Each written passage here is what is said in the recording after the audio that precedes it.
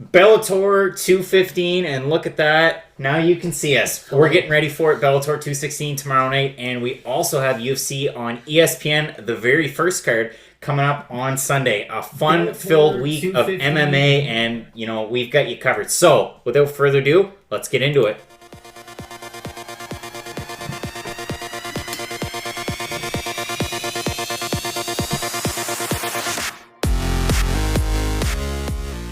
It's brought to you by Spretzbox. Head on over to the website spretzbox.com. All you have to do, click to get started. You can either order one of their boxes that has over $100 in value, or maybe you're interested in a single item, like these great socks. So click on them, add them to your cart, head on over to the checkout, and then all you have to do is enter in the promo code FNP as follows here. You'll save 10% off your first box or your complete first order. That's spretzbox.com. All right, so Bellator 215, we've had all sorts of finishes on the prelims. We've been following along. Again, as always, you can find us on Twitter, and you can find me on Instagram at Craig Allen FNP. You can find Matt there at Matt Allen FNP. And you know what? Let's just switch on over so you can have a look at that. So that's where you can find us. It's a new look. It is. There's a new logo. Much cleaner. I'm going to need new t-shirts. And if you are ever interested, behind Matt, I have a whole... Can't see. Seat full. No, there's a whole shelf full of shirts. If you're ever interested, you can hit me up there on Twitter. I'm also going to add the store back on the website. So fightnitpicks.net, you can find articles, you can find audio podcasts, YouTube content, as well as all of the fight companions that are on Sports Booth. So I have a new section on the website. You can find those there. Millie's in the chat, says hello. If you want to head into the chat, do so on Sports Booth. Again, we're live there in real time. I actually get called out, and Matt, we get some critiques on some of our podcasts. Not necessarily about me saying cat's ass, but about me saying very best, and there was one other thing. So maybe we'll keep those to a minimum. But we've got a great card coming up here tonight. No complaints about me though, but continue. None for you. We've got Austin Vanderford taking on Cody Jones. That one's a catchweight at 175. You got Mikey Kimball, who's been on fire as a pro since he joined Bellator, taking on John Duma. You've also got former champ Eduardo Dantas, which has got to be one of the most unfortunate nicknames in all of MMA. It's Doo-Doo, taking on Toby Misek. You've also got Logan Storley taking on Ion Pascu. Logan Storley's looked great, 9-0. Had a conversation with him before his last fight, and he got to fight at home in South Dakota, taking on fellow South Dakota native AJ Matthews. And AJ Matthews fighting Ion Pascu. He fought AJ Matthews in his last one. Again. I was going to say, calling me out early. No, Ion Pascu, a guy who had a shot at Bellator, and then it was a one-fight dealio. Went over to Bama, got a win in Bama. Now he's back with the promotion. He's had one fight since, the Larkin fight. That was for the alternate in the welterweight Grand Prix. Fight. Yeah, Larkin getting the win there. So this Storley fight, I think with a win here, Storley's in that kind of... He's already in that. He fights Ed Ruth now. Yeah, exactly. He's already in that conversation. He's undefeated. I mean, his wrestling second to none. They mentioned it in the broadcast in the prelims. 6-time state champ as a high schooler. And he won it in grades 7 and 8. Yeah, like, he's a phenomenal wrestler. You're rarely going to see better MMA wrestling. And Millie says they were just showing Rush Hour 3 on Paramount. We were watching the prelims on DAZN. We get DAZN up here in Canada. That's where we're following along. And this week, no issues with it. So we got all the fights. We're back to normal here. And again, thanks everyone for joining us, whether you're on YouTube or you're watching along with Sports Boost. So we'll go back over to the ticker. This is what you're going to see if this is maybe your first time following along with us for Fight Companion. We've been typically doing a lot of main card ones. I think with some of the ESPN ones, and this weekend's a weird one. I've got the in-laws coming over tomorrow night and Sunday night, so we're not going to do 216 or UFC on ESPN. I'm going to drink and tweet, so that could be fun. Yeah, I mean, it sucks for me because who doesn't love watching the fights as we get ready for Vanderford and Jones. But yeah, we're here for tonight, and I mean, we've got a great list of fights, and really all three cards this weekend are really good. Yeah, exactly. They're all something to look forward to. I think the main event of tomorrow night's card, I think, is the fight that I'm looking the most forward to, just of all the fights for the whole weekend. But the UFC card is really good, and this card's going to be really interesting, especially with the main event. Yeah, and neat here as Cody Jones makes the walk. They're actually giving these guys a little bit of a walk-in. Sometimes you don't see that to start off a prelim. Cody Jones, 6-2. He's on a 4-fight win streak. His last fight was in August. So first round stoppage. All of these ones first round stoppages. Fought a guy named Jesse Herzog. Have to wonder if he's somehow related, but not at all, to Jason Herzog. Really good on the ground, though. But yeah, really good on the ground. And he's taken on a guy in Austin Vanderford who, I mean, people are going to make fun of him because he's married to Paige Van Zandt. Everybody says, oh, ha, ha, Mr. Van Zandt. But he's a legit fighter. You saw that if you saw him fighting with Dana White's Tuesday Night Contender Series this summer. Got a second-round finish over Angelo Trevino. Did not look great, though. Didn't look great. It was a win over a guy with a decent record. And then in his last fight, another guy with a good record, first-round finish. So undefeated as a pro, undefeated as an amateur. And he just started fighting in 2015. Yeah. So he's really on a roll. And I think in this one, and I know actually, and it's been funny, and I don't understand what the backlash is, but a lot of people have been really hard on Ariel Helwani for some reason lately. Why? But he was one of those guys that championed the signing of Vanderford as a great thing for Bellator, and I think it is for sure. Yeah. I think, if he's either going to compete at 185 or 170, I'm assuming it's going to be at 170. I mean, if you look at his past fights, his last one was, 170, before that 170. So this one, again, you see with Bellator every now and again, you end up with a catch weight, and that's what we're going to get here. But I'm fine with it. I know when I was doing the dialogue shows, Ty used to rag on me about it. He didn't like it. There's Paige Van Zandt in the corner. Especially Vanderford. if you have two guys who, like, for instance, just another fight that's going to happen this weekend. So Paul Felder's fighting James Vick. If you have two guys who kill themselves to make one weight class, and if you know both guys can make the weight, then why bother making them cut so much drastically? Like, let's just have the fight at 165 or whatever. Make sure both guys are healthier for the actual event, and it's still going to be the same fight. So. Yeah, I mean, exactly. So we get the particulars on Vanderford and Jones. Vanderford's going to have a 3-inch disadvantage with the height, but 2-inch reach advantage. And Marty from Nebraska, says Crow Cop tomorrow. I'm really looking forward to that.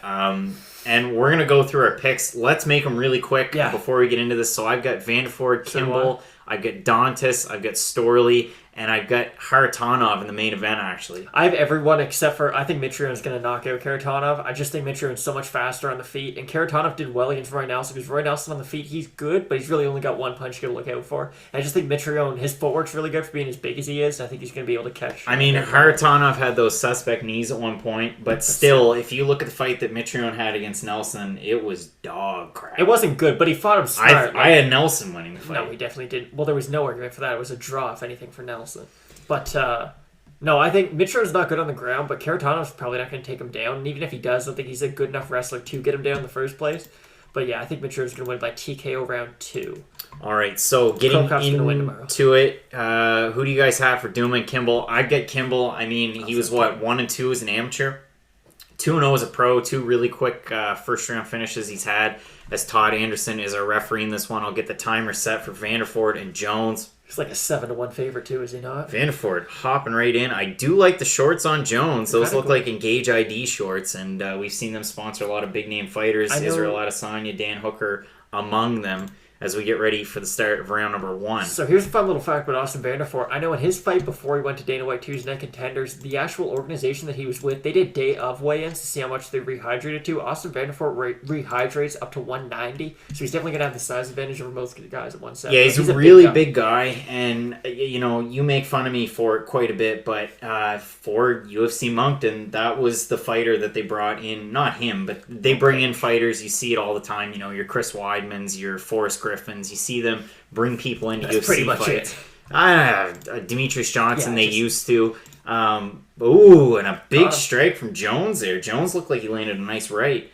About 40 seconds in, you've got Vanderford working from guard there. Jones was down on the canvas pretty quick. But Paige Van Zandt and Vanderford were there, and I saw them leaving a good life. And man, he's definitely a big guy. He's built kind of like Kevin Lee. That's really the way I can think of it. Like, real big across the back. And a wrestler, too. Exactly. So at 170, he's going to have the size advantage over most guys he fights. Unless you fight like Douglas Lee. Are we going to have an omoplata here from Jones this early? No. Minute in. No. I mean, he's going... He could get it as a sweep to get back up to his feet, but I don't think he's going to be able to get an omoplata this early. He could get back up, or he could Yeah, good scramble there by Jones, but Vanderford's got the back now. About a minute 20 in so far. And again, in real time here over on Sports Booth. Again, thanks everyone for joining. If you got any questions, you want to head it in the comments, hit it up. It looks like Jones is going to grab a leg. Yeah, if you're Jones, just keep on doing this. Make Vanderford work on the ground and tire him out. If you cut that much weight, your cardio is not going to be that good. I don't care how much cardio work you're doing. Yeah, I mean, Jones here, possible guillotine. Oh, he's going to prove neck tie. Yeah, he's not going to be able to get it. That's like my favorite submission. Back and guard from Jones. He's doing a good job. Looks like he's got a toe hooked into that cage. He's got his foot on.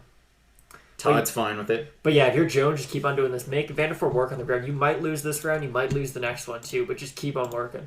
Yeah, I think that's definitely got to be a good plan. And, we've got a lot of wrestler versus wrestler. And I know, like, Robbie Lawler's not a wrestler, but his wrestling is really high level. Yeah, exactly. Him against Ben Askren. You've got Usman against Woodley. And these are fights around the same weight class as this 170. So never compare Usman and Woodley to Vanderford. Really, really interesting matchups. Yeah, no, without doubt. Vanderford's still trying to pass here. Working from kind of an odd angle, and you've got Jones up against the cage here. Seems really, and I said up against the cage. The word I was going to use was cagey. He's been good in the scrambles, looking for all sorts of different things. More than likely knew he was going to be working off his back quite a bit. Jones doing a good job going for scrambles too. Like, he's always creating distance, going to first submission, trying to get a better position. He's got a good butterfly hook too. You see, it's kind of sags, he doesn't do it anymore. But like BJ Penn back in the day had really good butterfly hooks. It was really hard to get past his guard. Yeah, Vanderford's still working from top position here. About 2 minutes remaining in the first round. Definitely be a tough one to score if you're the judge so far. Well, didn't Vanderford knock him down to get him down, though? It was kind of that weird left hook into a takedown. Yeah, it was an odd exchange for sure. I would say Vanderford. But it's good signs from Jones. Like, he's done a lot of things positive that'll definitely pay off later on. And we saw that earlier on in the prelims if you had a chance to watch it. And I'll get to UFC 234 in a second. Even with Steve Mowry, I mean, Steve Mowry getting knocked down, and I think what we'll do, we've got a short interview with Mowry from earlier on this summer. It was right after his fight against Ben Moa, so wasn't really sure who he was going to be fighting next. He was kind of coy about it, but he got dropped in his fight and came back, ended up getting the win by Kimura there, and he was matched up against a guy who was making his pro debut, 10-0 as an amateur. And I sent a tweet out early and said it was going to be a quick finish by Mowry, and almost had to eat my words. But Vanderford here, that was a nice sweep, trying to go almost into side control. It was a good pass. Sweep would be if Jones. Yeah, and Jones scrambling here. Still, he's doing a half-decent job. Yeah, but Vanderford's got his back. That's definitely not where you want to be. About 45 seconds remaining here in our first round. Jones going to roll the other. Yeah, okay, he did it the right way. Might get an arm triangle, though. Yeah, Vanderford's got that locked up, so it seems. Really just putting the down pressure on him. No, if you're Vanderford, you got to get your leg off his body, though. I'm trying to think, what's the best arm? Looking to try and take the back and lay him out flat, not going to be able to. He's not committing to either one. Oh, he might get it here, actually. Yeah, Jones really... Jones got to get his hand up to defend, but he's not. I think he's... Todd Anderson's in the way. Yeah, this is a tough spot. Yeah, it really is. I don't know. Yeah, he's got his hands open, ready to tap. No, he's... Yeah, he tapped. There we go. Austin Vanderford. So 7-0 now. Austin Vanderford.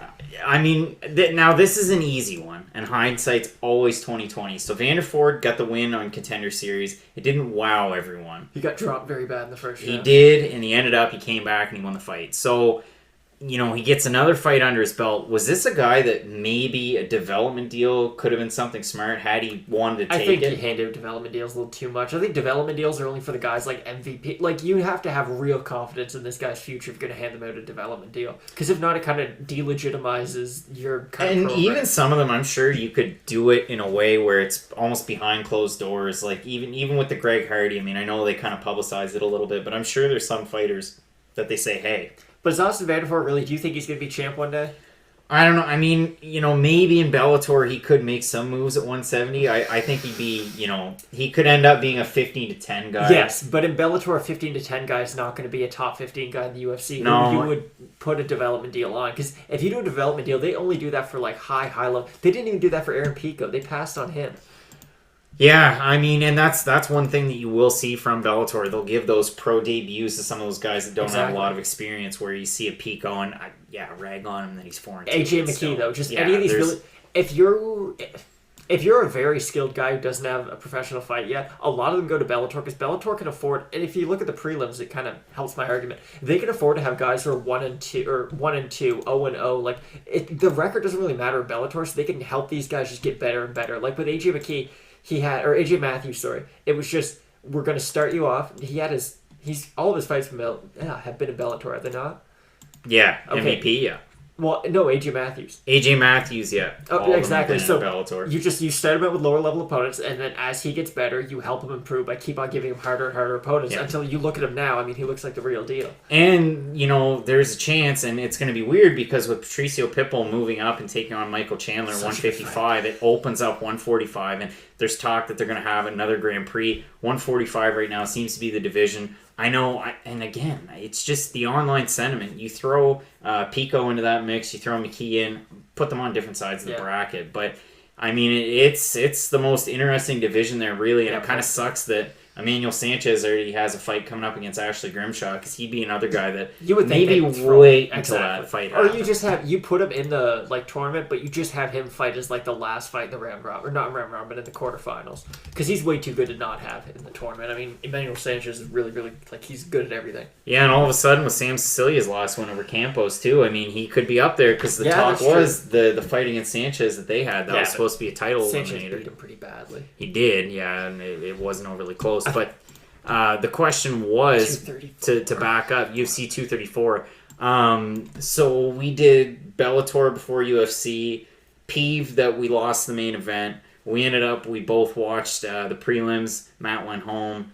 I went to bed. I couldn't justify paying the money to get the pay-per-view, so I ended up watching it after the fact. I did the same. Enjoyed it. It was a good card. It was one of those things that I kind of regret not watching because the card itself didn't look good, but all the fights were fun. The prelims were really good. And then, good. I mean, looking at the main card, the Jimmy Crute fight against Sam Alvey, I agree with the referee's decision. I don't. And even Mark Goddard came out and said that it was an early stoppage. But I think if he had stopped him when Crute initially dropped him, he hits Alvey crumbles, and then gets back up. After that, it was kind of iffy, the stoppage, but I do think Crute would have won in the next 30 seconds. I just don't think that was a great time to stop it, but definitely a good win for Jimmy Crute. Yeah, I mean, for sure, you beat a guy that has a bit of a name, some recognition there. 35 fights. Yeah, and a lot of UFC experience, too. The De La Rosa fight was that was a really big win. It was. I didn't have her to win that fight, and I didn't have Ronnie Yaya. I had Ronnie to win. Ricky Simone looked really good. I actually had a comment on YouTube to talk about how good he looked, and he definitely did. I mean, we've seen him in the Duashvili fight. I had him winning that fight, but still, he's shown flashes of how he was an LFA champ. Yeah, exactly. And he definitely has looked good at certain points. It's been more of putting it all together, and I think that was kind of the first fight where he did kind of put everything together, and he looked. Maybe Ricky Simone will be champion. Maybe he'll never get in the top 10. I think he's 14 right now, but he's definitely on the right track, and he does so many things really well. He does, for sure. And then, Lando Venata, finally, gets a finish. Looked really good in that fight. You were really high on Mariano, and I mean, rightfully so. Well, I was just from everything that people said about Anderson Silva did what, I bring up Kevin Lee again. Every time Kevin Lee does an interview, he mentions his brother Keith Lee, and it was like Anderson Silva every single time he brought up Mariano. But he looked terrible on the ground. Yeah, definitely didn't look good in that. And then in the main event, Adesanya Silva, that was pretty much par for the course. Yeah, it was. I thought Israel was gonna knock him out, beat him a lot worse than he did. It was a fun fight. It was the head kick? Was it at the end of the first round? Second, where Anderson moved. Yeah, when he moved, and that was typical Anderson. Awesome. And then it was an awesome fight. It was a cool fight to watch, just because both guys had a lot of mutual respect for each other. Both guys. Anderson not so much, can't really end it in an instant, but there's still a mystique about Anderson Silva. He's one of these guys, unlike Fedor, where he's old, but Anderson fighting anyone, you're there might be a chance he can pull it off. You know what? Going back to UFC 200, I was so upset it was going to be Anderson Silva, Daniel Cormier. That fight was pretty fun. I enjoyed him on 1 day's notice. Yeah, the greatest fighter. And he had to eat pizza to make weight. Exactly. So you can't steroids or not. Anderson Silva is one of the legends of the sport, and he took the steroid. The only thing he took was something to help his leg not be in two pieces anymore. It's not like he failed him after or before or anything like that. You can't put that much stuff. You can't ruin Anderson Silva's name because of one failed drug test after a terrible injury. Now Anderson Silva wants what? The big fights? He wants to fight Conor McGregor. He wants to fight Chris Weidman. I wanted no. That's just me. I wanted to fight either Uriah Hall or Chris Weidman and Curitiba for UFC 237. Yeah, and then maybe that's that beats Weidman. That might be it for Silva. Yeah, I'd like to see that. Yeah, there's all sorts of fights brewing. Diaz Bros will never fight on the same card ever, and Nick's never going to fight again. Nate's never going to fight again. Back to you, Craig. Yeah, I mean, you kind of super cut me off there and ruined the train of thought. But the point that I had was that in that fight with Adesanya and Silva, double the output from Adesanya, and that was really kind of the whole story. Did you have him winning all 3 rounds? No, I thought Anderson won the second round. I had Silva as well in round 2, and if you go back and look, and again, numbers are what they are, but watch the fight, then look at the numbers. It justifies it. And yeah, I had it 29-28 for Adesanya. And I thought Anderson looked as good as he could have, I think. And I do think he belongs in the top 15. Now, I know you would thought it was kind of ridiculous, and I did too, to a certain degree, but I definitely think he would beat guys in the top 15 or outside the top 15 at middleweight. So, yeah, if we go back into it, what about Max versus Tony? Yeah, we saw it on Wikipedia, but again, anybody could change Wikipedia. Well, no, but Max tweeted it. Yeah, I know. Again, anybody can change it, as we see Sergey Kharitonov getting out of a bus and giving us the devil horns. I think you would make a lot of money if you bet on Max Holloway in that fight. Yeah, I mean, they basically look like the same guy. They've got the same tattoos. They fight very similarly. Very similarly. I just think Tony doesn't have very good striking. Tony gets hit a lot. He just has a really good chin. But I think with Max, if you get hit once, you're gonna get hit 200 more times afterwards. And I don't know if Tony has the power to put Max away, and I don't know if he has the wrestling to take him down and choke him out. Yeah, an amazing fight though. Yeah, I've got Max in that one.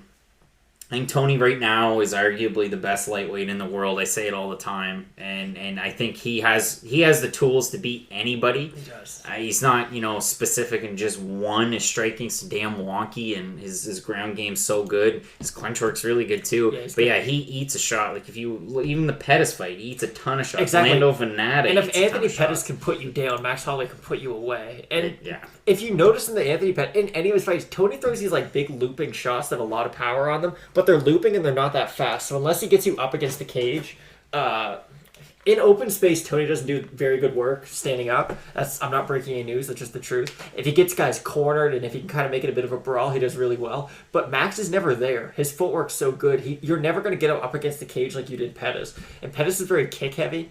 So you can negate a lot of his offense just by moving forward on him. Max did the same thing to him. So I just think, Holloway would be able to TKO Tony. And that hurts me to say because I really like Tony Ferguson.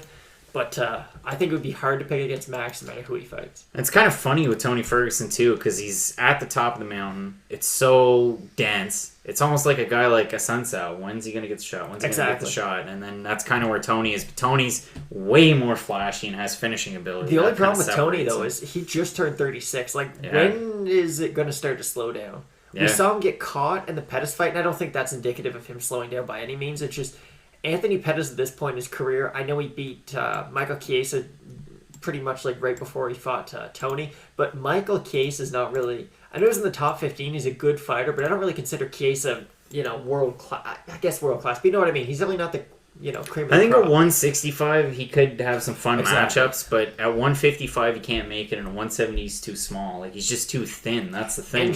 He's a tall guy. He's what? Is he 6? I think he's 6'2" or 3. I think he's 6'2", yeah. And I mean in the Condit fight, sure, okay, but Condit's he's lost 5 in a row, 6 in a row. Against anybody that's half decent, it's kind of tough. As Marty from Nebraska says, Max Tony, same card as Connor. Yeah, that'd be great. That's kind of in the conversation too. 236, yeah.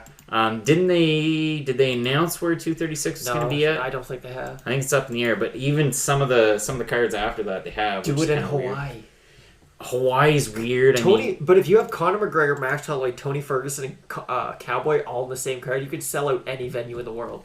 Yeah, I mean Dublin I think would be fun. It's about time that they go back. Bellator again, they've been really making a push, and that's one of their next cards coming up here really shortly with Gallagher at the top, and you've got that Quelly fight, Quelly and Price that they're showing there right now. The only problem I have with that is, let's say Max and Tony is for the title. Let's just say Max Holloway wins. The Conor Cowboy fight is going to set up the winner of the Tony fight to fight the winner of them and not Khabib. So we're just going to kind of almost put them in more of a logjam. So what I'd like to do, and why stack one card so much? Both cards are good headliners by themselves. So do Conor versus Khabib by itself Have that as a pay-per-view main event, and then have Tony versus Max as the main event of pay-per-view. That's it, because you never want to have what you had. And listen, 234, and that's, really bringing it back full circle. 234 was great. The fights were competitive. It was a lot of fun, but on paper, the matchups weren't that great. Yeah. That's got to hinder pay-per-view sales, and I know, they have different metrics and different ways of looking at things, but still, to the average casual fan, and that's really who they want to appeal to, of the audience. Especially going with ESPN, you got to stack some of these cards with some recognizable names. So thanks for the comments. Keep heading there, whether you're on sportsbooth.tv in real time, or if you're watching us here on YouTube as well. We're following along with you. If you got anything you want to ask us, there's all sorts of fights coming up. We've got a big weekend, 3 different fight cards. We're here for tonight and tonight only. And then tomorrow night we'll be, just kind of going separate ways. Yeah, just doing our own thing. Doing our own thing. But our next fight here, you've got Mikey Kimball taking on John Duma. Duma, a guy who I've seen his name quite a bit just because I kind of cover the area. He's a guy that fought in Cage Titans and Combat Zone, which you're going to have in the New England area. He's a guy that fought in CS, and I really recognize it because Dennis Paiva fought Andre Ewell in the main event of CS 50, and it's funny because Duma fought on that card and lost, and he was 3-0 to begin his CS pro career. Lost that last one, taking on Mikey Kimball, a guy who he had kind of salty. Not the best amateur record. And then all of a sudden, Jeffrey Than with the first round knockout, and then the 6th round knockout, or sixth second. Imagine 6-second knockout in his last fight, and he looks like he's got it, but and he's electric and physically like he's a super young guy. What is he, like 21? Yeah, 21. And he looks like a beast. Like this friggin' Tapology. Got a weird build to him. Yeah, this Tapology page. Like the guy is just Jack City. But got them long arms. It's going to be interesting to see. I mean, he's going to be another one of those guys that, especially being so electric, so quick, you're going to want to build him up. And that's kind of what Bellator is doing here with the Duma matchup. I think it's fair. But it's a good fight at 135, and 135 in Bellator needs some contenders. Yeah, it really does. There's not a whole lot going on at 135. You got a guy when you're shipping out Darian. Yeah, exactly. You have guys who don't even fight your organization being the number 1 contender. Exactly. Now the conversation almost seems like it shifted from is Horiguchi going to fight Caldwell in Bellator, and now it's all up in here. Juan Archuleta maybe? Yeah, Juan Archuleta at 135. He didn't look spectacular. Darian Caldwell runs him over. I already lost to Bandejas personally. Yes. Yeah. A lot of people did. I had Archuleta winning, but it was a damn close fight. Like, it was a good fight. And if you're Bandejas, man, don't hang your head, because that was a good fight. A bunch. You head kicked him 7 times. And that's the thing with we talked about. I think we touched on it last week. We do it every now and again, but that's the thing with Bellator. Like guys that get the 1 fight deal, and then you kind of get the callback. You get another 1 fight deal, and then if you do really well, you get a 3. Whereas with the UFC, it's typically a 3. Maybe 4. You lose 2 in a row. It's 3 or 4. You lose 2 in a row, they cut you, or you go 1 and 2 and they cut you, and whatever. And I mean, that's most people know. The career of a mixed martial artist in the UFC or some of the bigger organizations. You don't stick around very long. It's what, like a year and a half. If that. I think of all the time between the fights too. Exactly. So. Yeah, I mean, some of these guys in Bellator, it's great that they're building some of these guys up. Evil Eddie getting into the sports booth game, as is Trademark MMA. Max is going to be joining along. It's been... The more the merrier. I'll say it now. What? It's been the cat's ass. It's been a lot of fun. As we continue along... Mohegan Sun. Now, do they have drug testing? They Look do. At Crow Cop. No, yeah, but... they do. But an interesting thing about Mohegan Sun, we were considering it, but, I had to toil away and work this week and couldn't make it down to old Connecticut. Rooms at the Mohegan Sun, not cheap. No, not at all. We were going to go. Yeah, we were going to go, but very, very pricey. And unless you got some major sponsorship deals or you're working for a big organization, Fight Night Picks, sorry. We're the Fleabag motels if we're staying down there. Yeah. The hotels we stay at are usually rented out for an hour. No, that just makes things weird. Yeah. Watch yourself there, Matt. Easy does it. As they talk to Vida Ortega. Vida Ortega was getting the next title shot at 125. She's not going to win.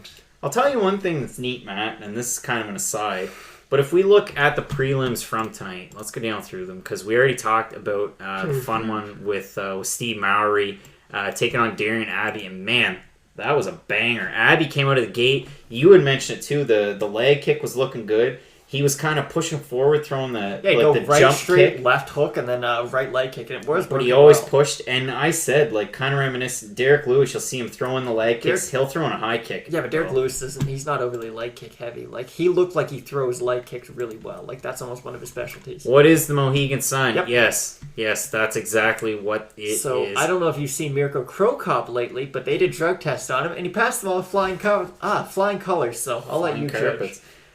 So the point of going into the prelims, Amanda Bell taking on Amber Leibrock. Leibrock, I really kind of sold highly in her last fight. She's taking on Arlene Blenko, who fought Julia Budd twice. Blenko, a lot of fights on her record. She's fought for the title, like I said, twice. Leibrock lost that fight. She got knocked out by a slam, and then Amanda Bell knocked her at a 6-5 with uppercuts, which it was a great one.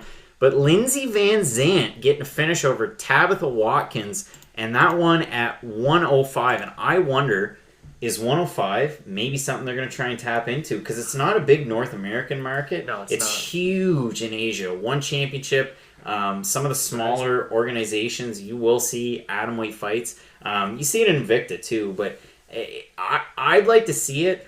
I kind of want it in the UFC, but I don't think the talent pool's there. You'd have to draw so heavily from Invicta. But even Invicta doesn't have a big talent pool at 105. No, they don't. They've got like 4 fighters. Yeah, and I just don't think atomweight. It's not overly marketable. And I hate to make everything about a business, but it's true. Like, you have to have fights that is going to sell. Flyweights aren't even going to be around much longer, and you think atomweight's going to be that big of a deal? And it's unfortunate that it's kind of the way that fighting's gone. Everything has to be marketable now. But I really don't see. There's not enough talent. There's not. You would have some strawweights drop down, similar to bringing in 125. You'd have your Michelle Wattersons. There'd be some ranked fighters. I think Jessica Panay used to be an atomweight, but I doubt she could make that anymore. Yeah, and I mean there are some shorter, smaller 115ers that could do it, but. Yeah, I mean, I'd like to see it. I don't know if it'll happen. The point being is, it's neat to see that they threw on a 105 fight. I threw that picture on Instagram to see what people were thinking, and it was relatively well received. There wasn't any blowback or anything, so it was good to see there. I also sent out a picture as well, because if we go and look, Matt Probin picked up a split decision win over Ali Zebion. I didn't think he won that. Yeah, his nickname, the Anabolic Arab.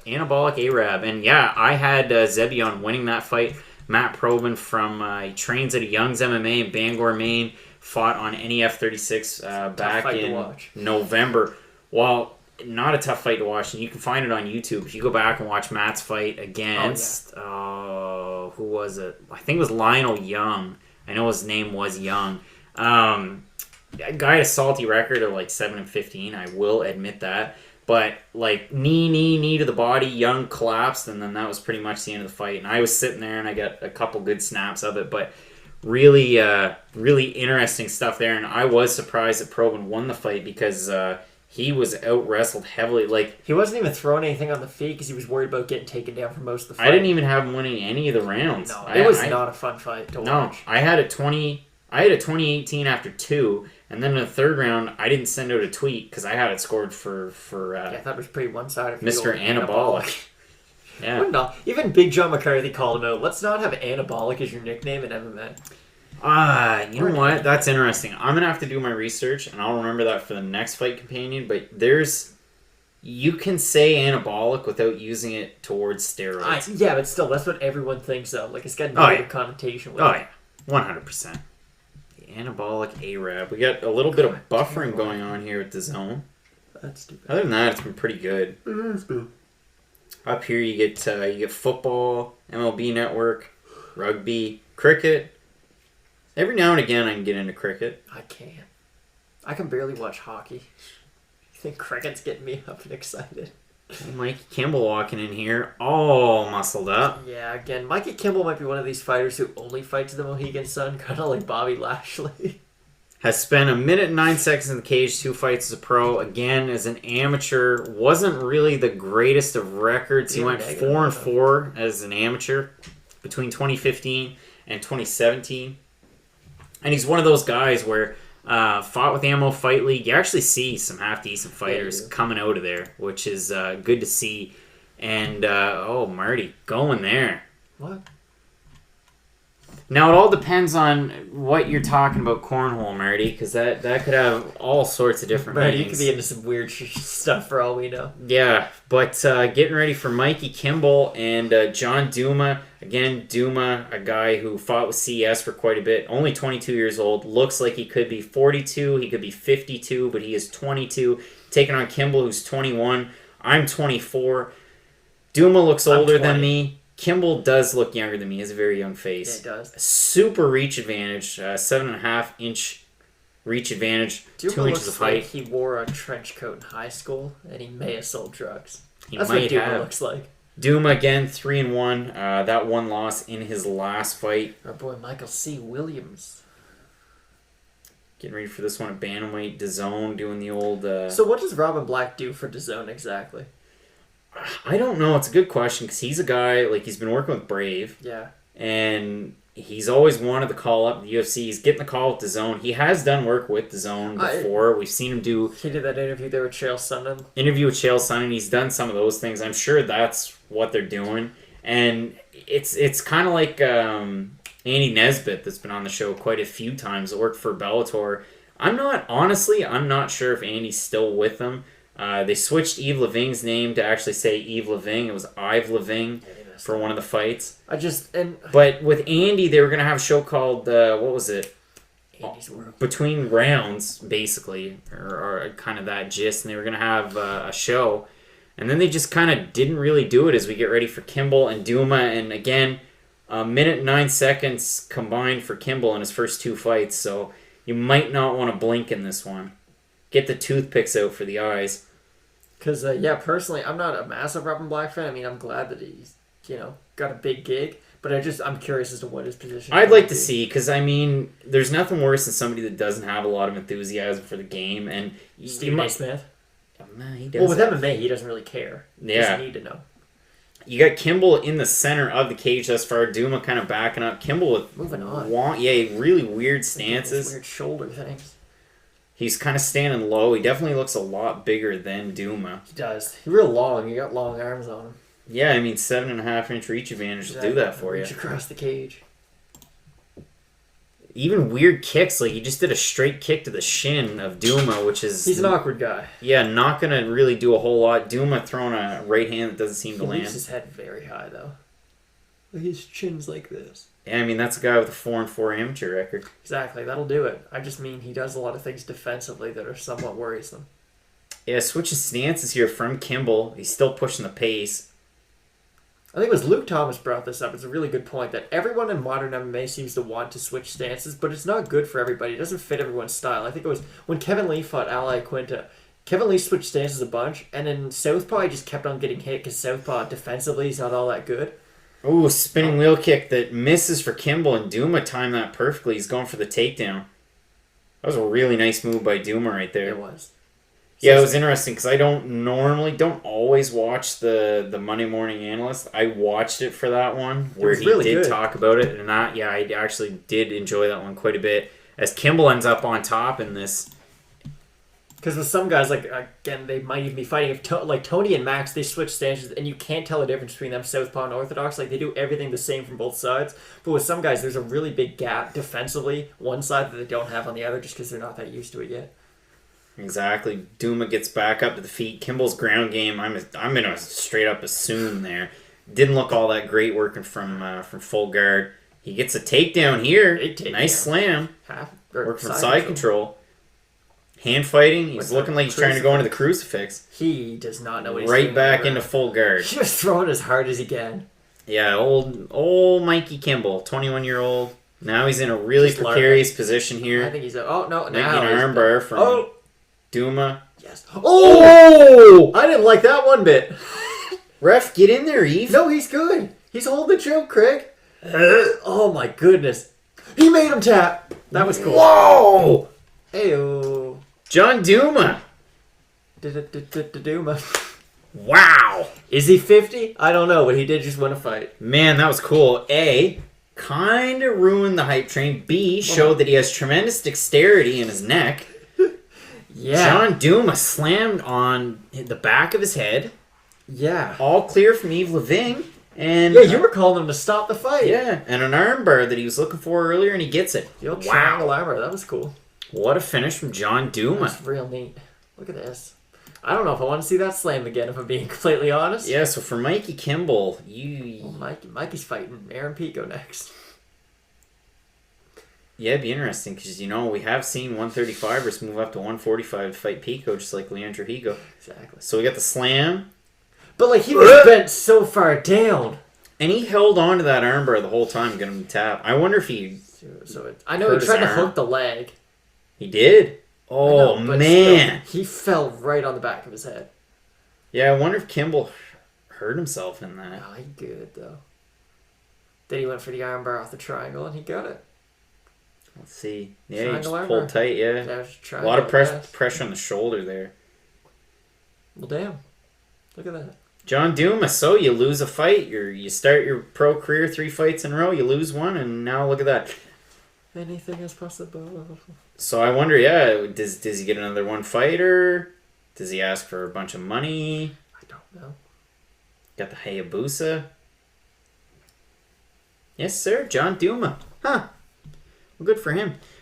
All right, so if we look ahead a little bit, our next fight is former champion Eduardo Dudu Dantas taking on Toby Misek. Misek 11-6, and he's a guy that really kind of came into the fold. And if you look at his record, he does have fights against Austin Springer, who was involved in Contender Series here recently. He did get the win over Giga Chikadze, who I had Chikadze winning that fight. I don't think I made a pick. Springer got the win. Jared Mazurek, another guy, and from that Alaskan Fight Series, you'll hear of a lot of these guys. He's a guy that go up there. Yeah, he's a guy that I've had on my radar for a bit, especially if you're following the Hawaiian MMA series. A lot of them will go up to Alaska. You see some of them also going to Asia and Oceania as well. Marty says, I miss what happened. So basically, he had him in a triangle choke. He lifted him up. He had him in an armbar. No, it was he had his arm, too, pulled straight. Yeah, and then slammed him. Triangle armbar. Then slammed him. Cam Nation's in on YouTube. Thanks for joining us, Cam.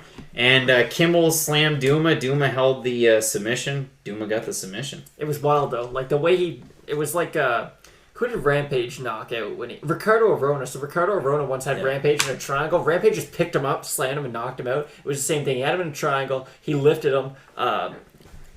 Went to hook the leg, didn't get it. Got slammed on the back of his head. Somehow didn't die. And then ended up getting the triangle. But he did, like Craig said, he had the armbar on one side. I don't know which one he tapped out to. He was in a lot of trouble, though, submission-wise.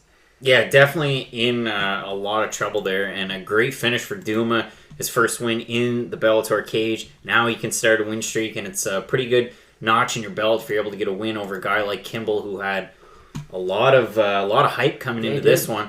So if we look into the next one, Misek, he had his last fight in Bellator, got the win over Edward Tommies back at Bellator 212. That was on the prelims. I remember that one from that flying knee and the knockout. I'm sure if you're watching along with the broadcast on either DAZN or Paramount Network, you'll be able to see it. He was on that Salute to Troops card. He just fought. Yeah, he did just fight, and second round finish there. So he's taking on Dudu, who's coming off that broken leg. Yeah, that was... Yeah. In his last fight against Michael McDonald, that was arguably... But now, who knows what's going on at 135. But that was arguably a title eliminator. Exactly. Michael McDonald versus Edward... McDonald against Caldwell would have been a good fight, but name. McDonald was landing hands, and then he broke his hand or hands, and then he retired. So that was kind of a shame. But we've got Dantas taking on Misek, then you've got Storley Pascu, and then you've got Mitrione Haratonov. And these are some fights that, and again, everyone that's following along, you're going to be in the hardcore watching these Bellator cards like this. These are fights that rev my engine and pitch my tent.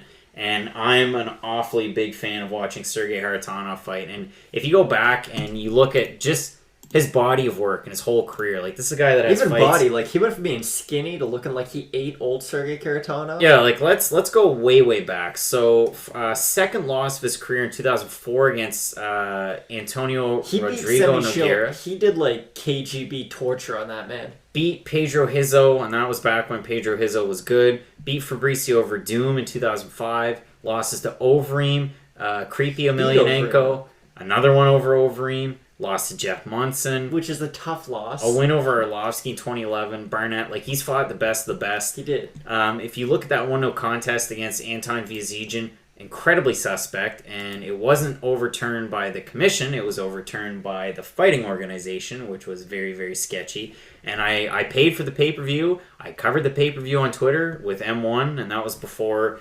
UFC bought them. And to my knowledge, I don't think they're on Fight Pass. When did Pretty UFC sure buy they're not. M1? They bought them recently. They're Feeder League now. Well, Get with it. There's Vitaly Minikov, You were who's right. got Justin Bieber hair and a beard. I know. Former champ. Scary man right there. And he didn't vacate the belt. They actually stripped him. He had fights left on his contract. That was a big thing that came out in the news this week about Ali Abdelaziz. Yeah, negotiating Minikov's contract while he's still under contract with Fight Nights It was Global. dirty stuff. But they got her worked out. And Minikov, I think he still had a contract from the Bjorn Rebney days, and it got weird about money. So instead of him vacating, they stripped him, and that's kind of how that one went. As we see Mitrione and Haratonov. So Haratonov, huge body of work. Matt Mitrione, a guy who realistically got into MMA kind of late in life. He did. He was a really high-level athlete, though, before that. Yeah, high-level football player, and I'm sure they talk about that quite a bit. But you look at the guys that he did fight, and even from the start, like James McSweeney, hell of a kickboxer. Not a great MMA record, but a good kickboxer. The win over Kimbo Slice, we were talking about it earlier on tonight. Joey Beltran. Tim Hague was a big win. Yeah, Canadian too. And then the loss to Czech Congo, that one was tough. The loss to Roy Nelson, which he was able to avenge. I thought it was a damn close fight. Terrible fight, though. Majority decision. It wasn't a good fight. If you go down, Roy Nelson was supposed to fight, I want to say it was Shane Carwin in that event, but Mitchell came in on short notice. And then, Phil DeFries, he beat him. DeFries is a totally different fighter now. Champion. Yeah, that was weird. That was when Phil Brandon DeFries... Schaub. And if you go back and you watch it, the interview with him, and we'll play it, I'm sure, before the next KSW event, if we don't talk to him sooner. But Phil DeFries, man, a guy who had crippling anxiety, like he was too afraid to get into the cage. So that was a good win. Schaub, like you mentioned. Schaub. But he has always fought decent Well, he names. knocked out Derek Lewis in under a minute, didn't he? Yeah, he did. Look at that. Yeah, he did, and that was back in 2014. But still, the Emelianenko fight was kind of sloppy, and it was fun to watch. It was fun to watch, and it's a great highlight to see. But realistically, it was kind of sloppy. The Nelson fight was not good. The Bader fight was El Terrible. I fell asleep. It was awful. It was great for Bader. Yeah, but it was terrible if you're a Bad for Mitrione fans. fan. So yeah, not a great one there. If you're a big Mitrione fan, but a good main event, something that we're really looking forward to. It might be a fight that if you're watching, if you're a UFC fan, maybe that's one that you throw to start a pay-per-view or on a fight night. Maybe that's like a co-main event. But here in Bellator, I'm fine with it. I like watching Haratonov fight. I like watching Mitrione fight. They're showing the Robbie Lawler face that Ray McDonald had. Yeah, they're showing that, and it's such a tough fight to watch for both guys. And we're just waiting for the fight between Misek and Dantas. Dantas, like we said, the former champ at 135. And then he had that fight where he broke his leg, and that was kind of a freak accident. But if you go back and you look through Dantas' complete body of work, 20-6, he's lost his last two. One losing the belt to Caldwell, the one to McDonald before that, wins over Joe Warren, Leandro Higo, who was a champ at the time, Marcos Galvao. Mike Richmond, a guy who I think he just followed me on Instagram or liked something on Instagram, and I hadn't heard the name Mike Richmond in a long time. A guy who hasn't fought since 2017, hasn't been in Bellator for a long time, had a 2-fight stint in LFA. But Dantas is a guy, a lot of big wins, went over Wilson Hayes back in 2011. There you go. A lot of decisions, though. A lot of decision wins, and for Misek, he had that flying knee knockout in his last one. He's a guy that definitely has some punching power.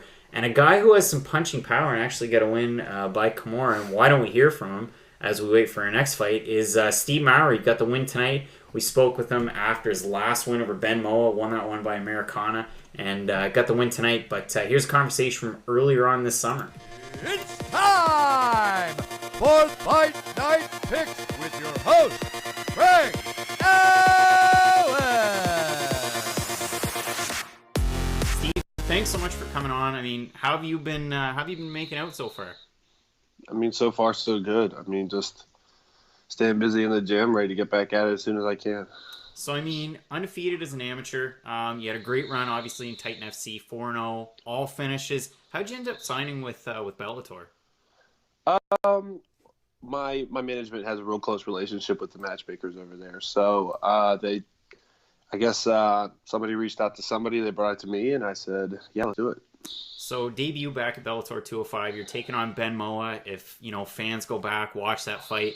Moa came out swinging, man. Hard right hands. You were able to get him to the ground. Got him by key lock was the finish. What was it like to get that win with the new promotion? It was really cool. It was really validating. When everybody starts this sport, they dreams of fighting on the biggest stages. So to go out there and get a win was just, really cool to experience. And like I said, I really feel like it validated a lot of the chances and I took and a lot of the hard work I did leading up to it.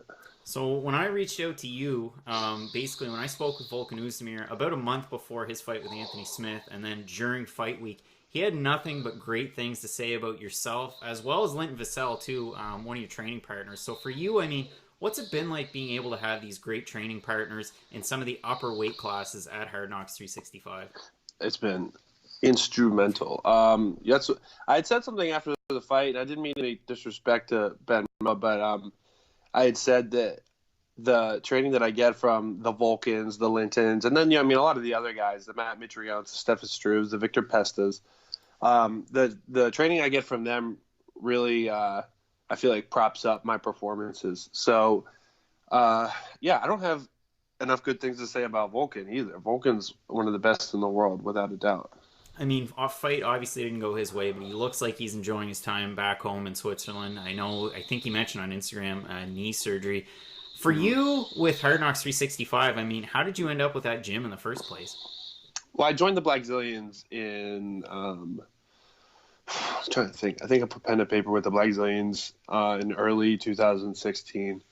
And, I'm sure you know that it didn't pan out very well over there. The coach, Henry and Greg, left, and I left with them. And, we had a couple changes of scenery with the team, but, we kind of landed at Hard Knocks, and it looks like that's where we're going to be for the foreseeable future. Yeah, I mean, like you said, training seems to be going great there. Now, question for you. So, in January, we've got Bellator Heavyweight Grand Prix finals. You got Fedor, Ryan Bader. Just want to get your thoughts on how the Grand Prix has been going so far, and are you surprised how successful Ryan Bader's been moving up weight class?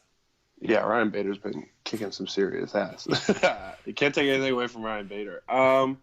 Fedor's always going to be Fedor. And, he's – I don't know how much more of Fedor we're going to see after the Grand Prix, but, it's really cool to see, just glimpses of what he was, before this last stretch of fights that he's been on, like the ups and the downs and all that. So, no, it's been really cool. Really cool to see the new blood mixed with, the old legends. It's kind of a tough question. So, I mean, next weekend I'm going to be covering NEF 36 from Portland, Maine. And in the main event of that card, they've actually got a title fight for the brand new cruiserweight division. How to look at your record, how to look at, where you've weighed in, amateur and a pro. If Bellator were to bring in a 225-pound division, do you think you'd maybe take a crack at it?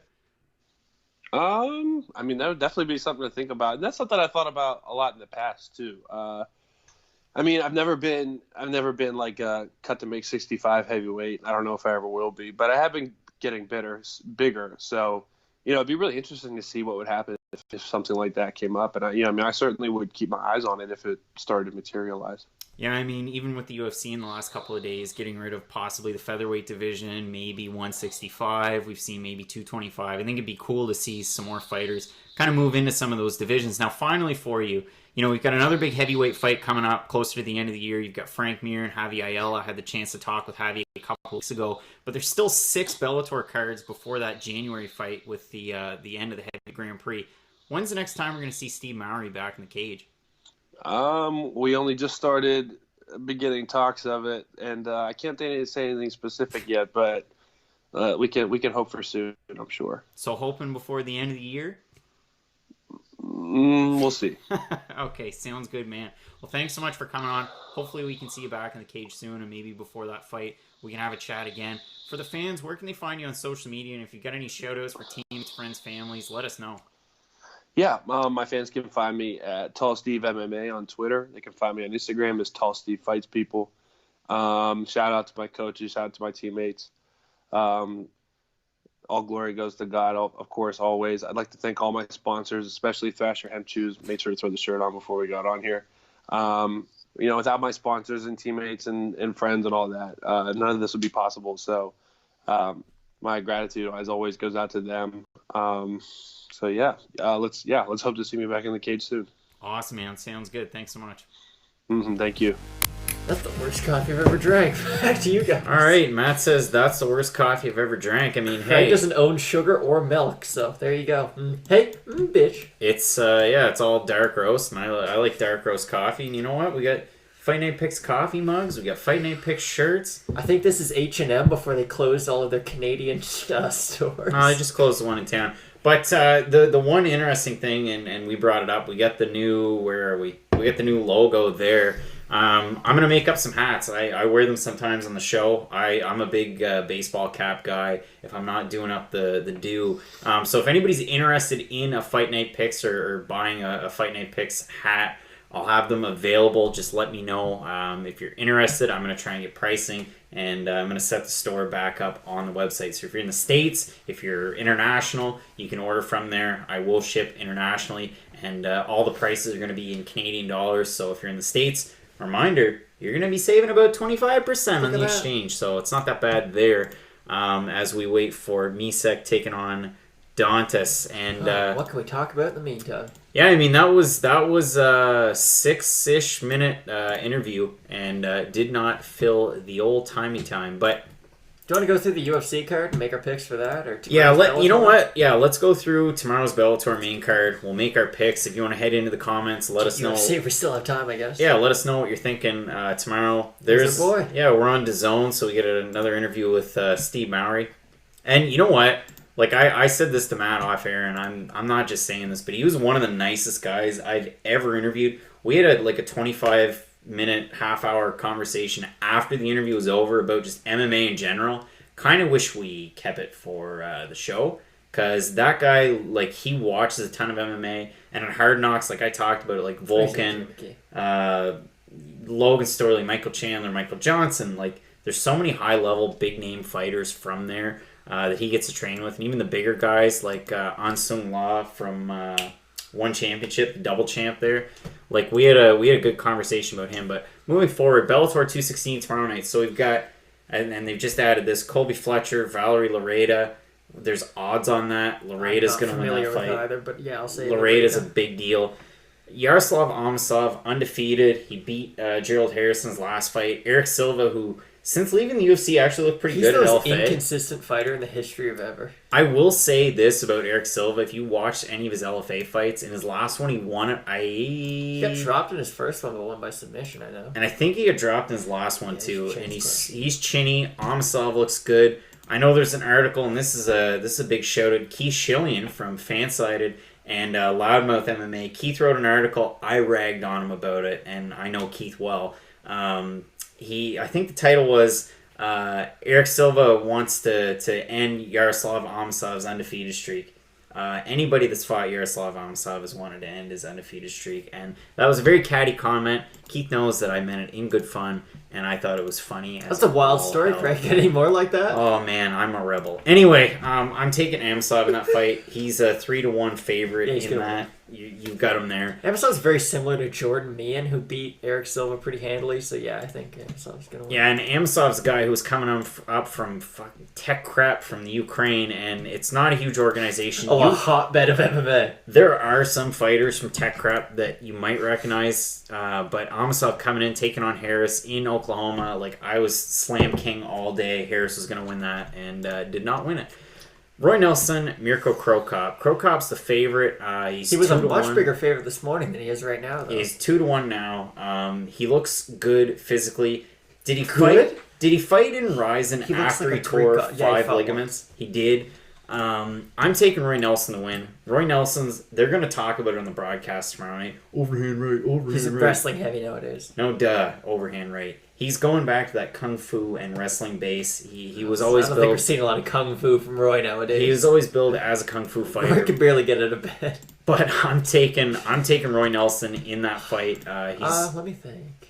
I mean, he's the dog in that one. It depends on how old Roy. I get and I know you're gonna say, "Oh, Crow Cop's older," but Crow Cop's a different kind of old. He's that Mexican supplement kind of old, so you never really age. Roy Nelson's not on the sauce. No, Roy Nelson isn't. I'm taking Nelson in that fight. I am too. Nelson's gonna win via ground and pound round 2. Now, in the next fight, Minikov, your former champ, 21-0, taking on Czech Congo, a guy who is on a huge win streak. Loves to wrestle. He finished Javi Ayala. He did. That was his first, because he won, it was, 5 decisions in a row, then the Ayala win, and then it was kind of like, wow, Czech Congo is looking really good. Minikov hasn't really taken his foot off the gas. We haven't seen him in a while. He's never lost, has he? But he's never lost. I'm going to go through and have a look You might here. recognize some of his more recent opponents. Bigfoot Silva. Yeah, he beat Bigfoot Silva on The twilight Fight of his Nights Global. All right, let's look at it. So they fought before in 2014, and then he left. That was his last fight in Bellator. It's kind of fitting, but wins over guys like Volkov, your former M1 champ. Karol Selinsky's kind of a bigger name that some people might recognize, but other than that, Juan Espino, who's now in the UFC. But he did beat Czech Congo in their first fight. yeah, decision win there, and then since then he beat Cuddly Bear, who got arrested this week for Put it domestic this way, assault. Minikov's good, but he's not great. I know he's undefeated and he has an intimidating looking record, but Minikov's not beating like Stipe Miocic. Yeah, like his last 3 wins aren't big wins whatsoever. If he Like, head kicks Nelson, I will like that. I'm cheering for Crow Cop, don't get me wrong. Sorry. simmer down. DJ Linderman, Antonio Silva, and Tony Johnson Jr. Not big wins. But still, I'm taking Minikov in that one. He's a 5-1 favorite. If you're looking to put some money down, I mean, Congo at Not a terrible underdog by any means. plus 400. If you're into gambling, do that.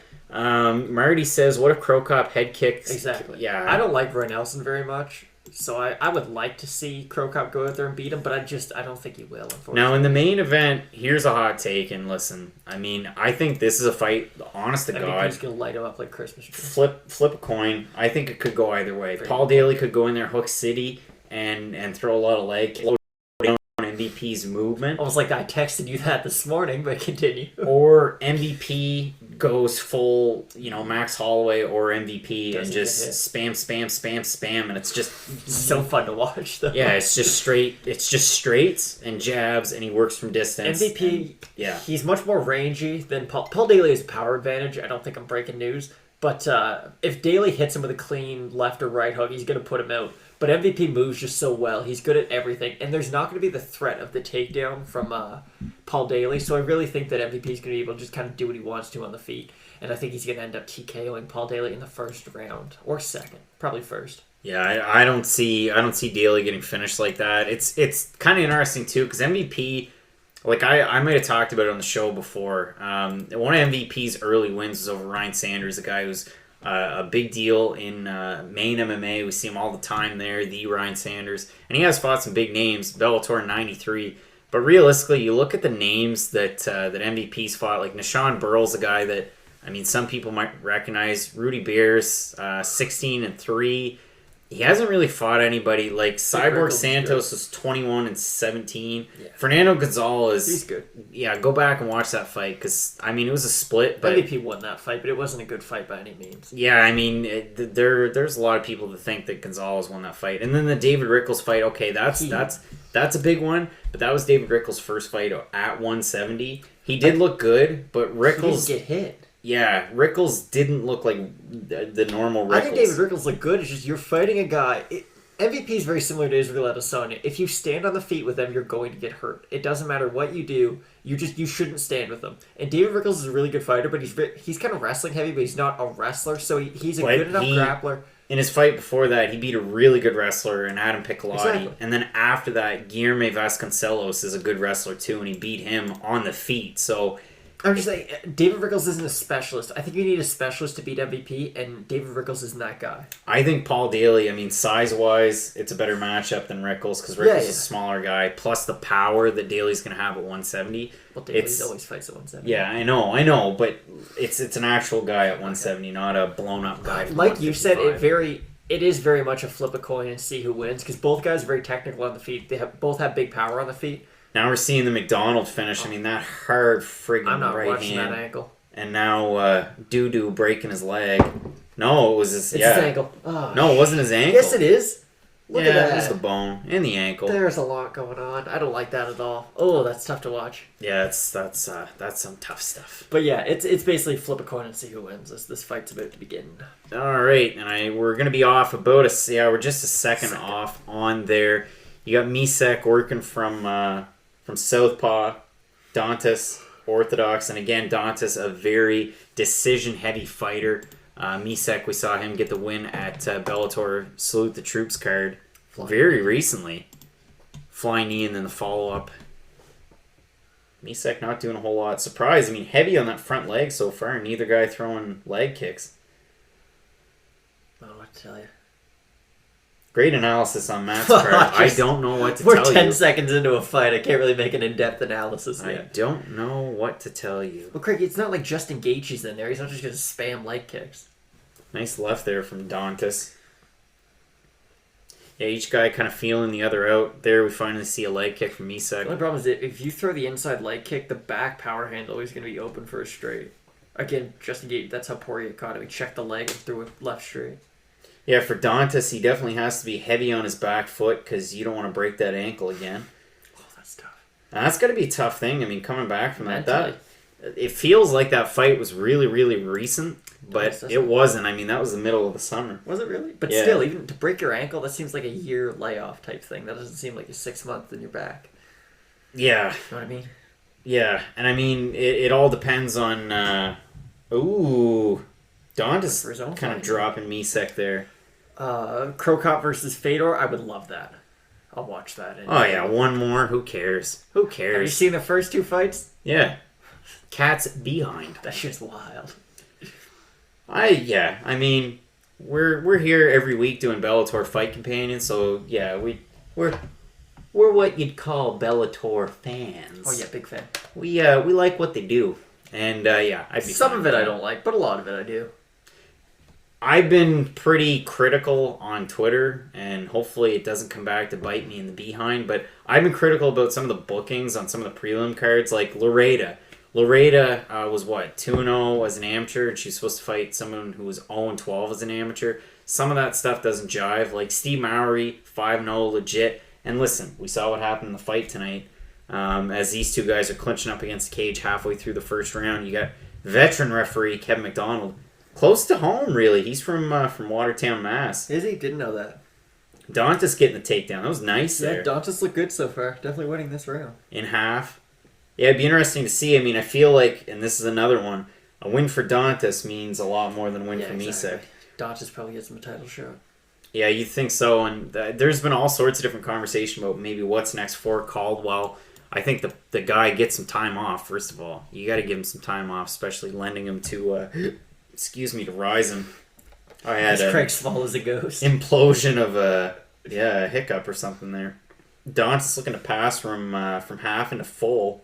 I don't know if he's going to be able to do it. Nice where he's got that left foot there. That was a weird fight against Horiguchi. Yeah, I'll it leave it was. at that, because I think that there might have been some internal tampering, but I'm just going to leave it at that. It was an odd fight. I think the most odd fight of that night was the Floyd Mayweather fight. Again, it was weird. Dantas really doing a number here. He's doing really well. He's worked from half guard, but he's got his body almost into the side, Yeah, it's kind of a... I don't even know. looking to pass into side. Yeah, it's like a corner guard. Not really able to do a whole lot here. Misek looking to turn out of it, but Dantas has got his full body weight and his hip really pushing in, trying to keep him down there. Look for the Kimura. Oh my god. Yeah, Dantas looking Kimura. Any celebs in the crowd? I do not know. Unless you count Minikov as a celeb. Nolan King's there. You can follow him at He's a MMA_Kings. friend of the show. Friend of the show. Friend Really of the good Craig. follow on Twitter, too. Friend of the boys. Friend of the... Well, I've never met the man, but seems like a good guy. Friend of the boys. He's been on the show. Gonna crank there? Just hold it. He's got it. Yeah, it looks like he's got it. Misek can't get up because Dantas has really got him corkscrewed here. Kind of a neat position. No, he let go of it.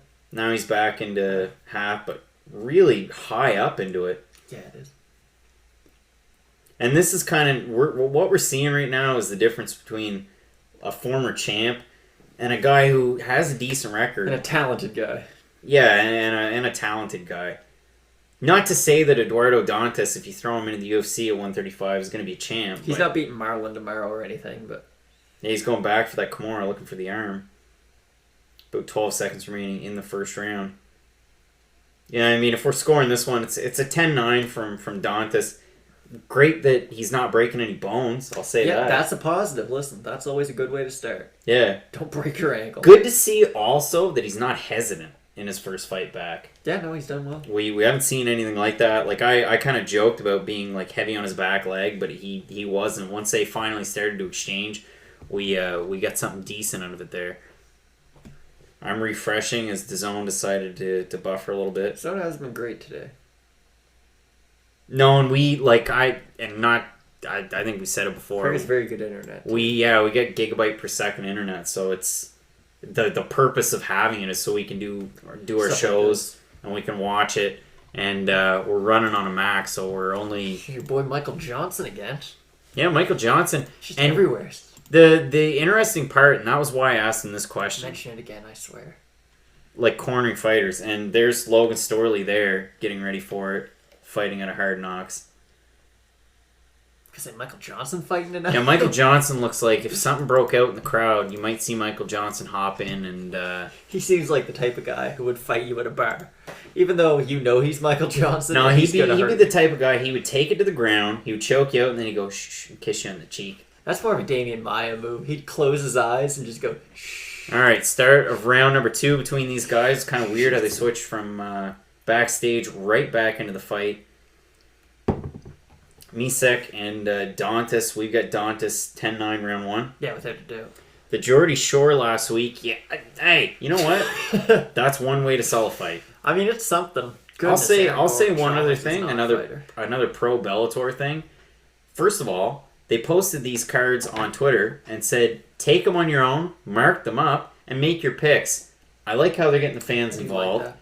I always give the credit, if you're following along, and I just noticed, didn't change the title for this week, but on YouTube, I do, and give credit where credit's due for where you can find the Bellator cards. But I do like what they're doing with the cards. Yeah, Like, without a doubt. they're uniform, they're easy to see, and they're easy to follow. Yeah, So exactly. congrats there. But yeah, with the Geordie Shore, hey man, if you can build off of that, and maybe they let the Geordie Shore film footage from Bellator and cross promote.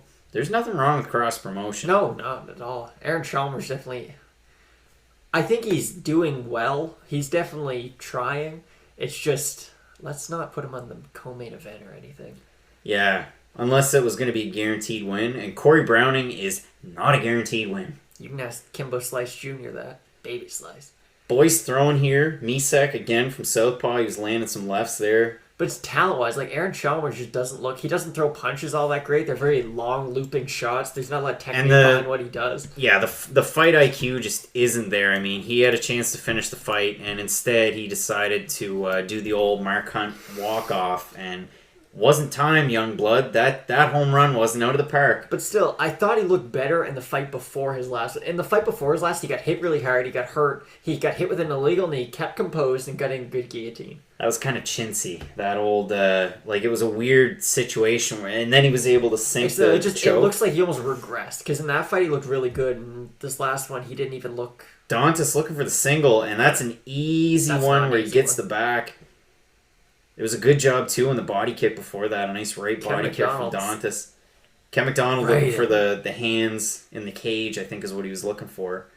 Very close. And a lot of people, again, and it was interesting, was McDonald at 234 last weekend? I think he was. And if it wasn't there, he was in Newcastle. Fill me in the comments. I can't remember. It was one of the two. And people were critical about him, man, online. About Kevin McDonald. Now all they want to do is reference the Dillashaw Cejudo fight. But this is a guy that it's high-level MMA every weekend. Also, it wasn't a great stoppage. Every ref doesn't have a great stoppage every now and then. It wasn't even that Go bad. back and look at Herb Dean's 2018. Just the whole year. Just a blanket statement. Poor Georgie Karakanian, man, at ACB. Wabash! Oh, shoot. Was the fight over? That doesn't matter. Georgie's eating one right in the face. And what happens to Georgie? Gets released from ACB. What's Georgie doing now? Incited a brawl in the crowd. I'm a big Georgie guy, man. I watch every Georgie fight. I mean, Bellator alum. But he didn't get the good end of the stick. Also tomorrow, and we were talking about it as Dantas got the back. There's not a whole lot going on hand fighting here. Have we discussed Artem yet? Don't worry. We'll get there.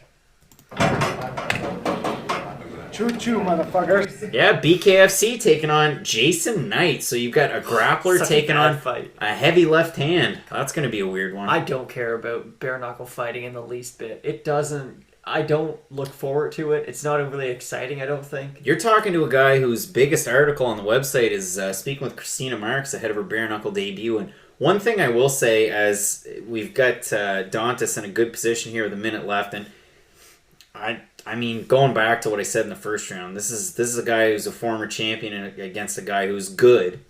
But, yeah, Dantas really kind of cleaning up, looking for kind of looks like a neck crank here, but he's going to go for the rear naked.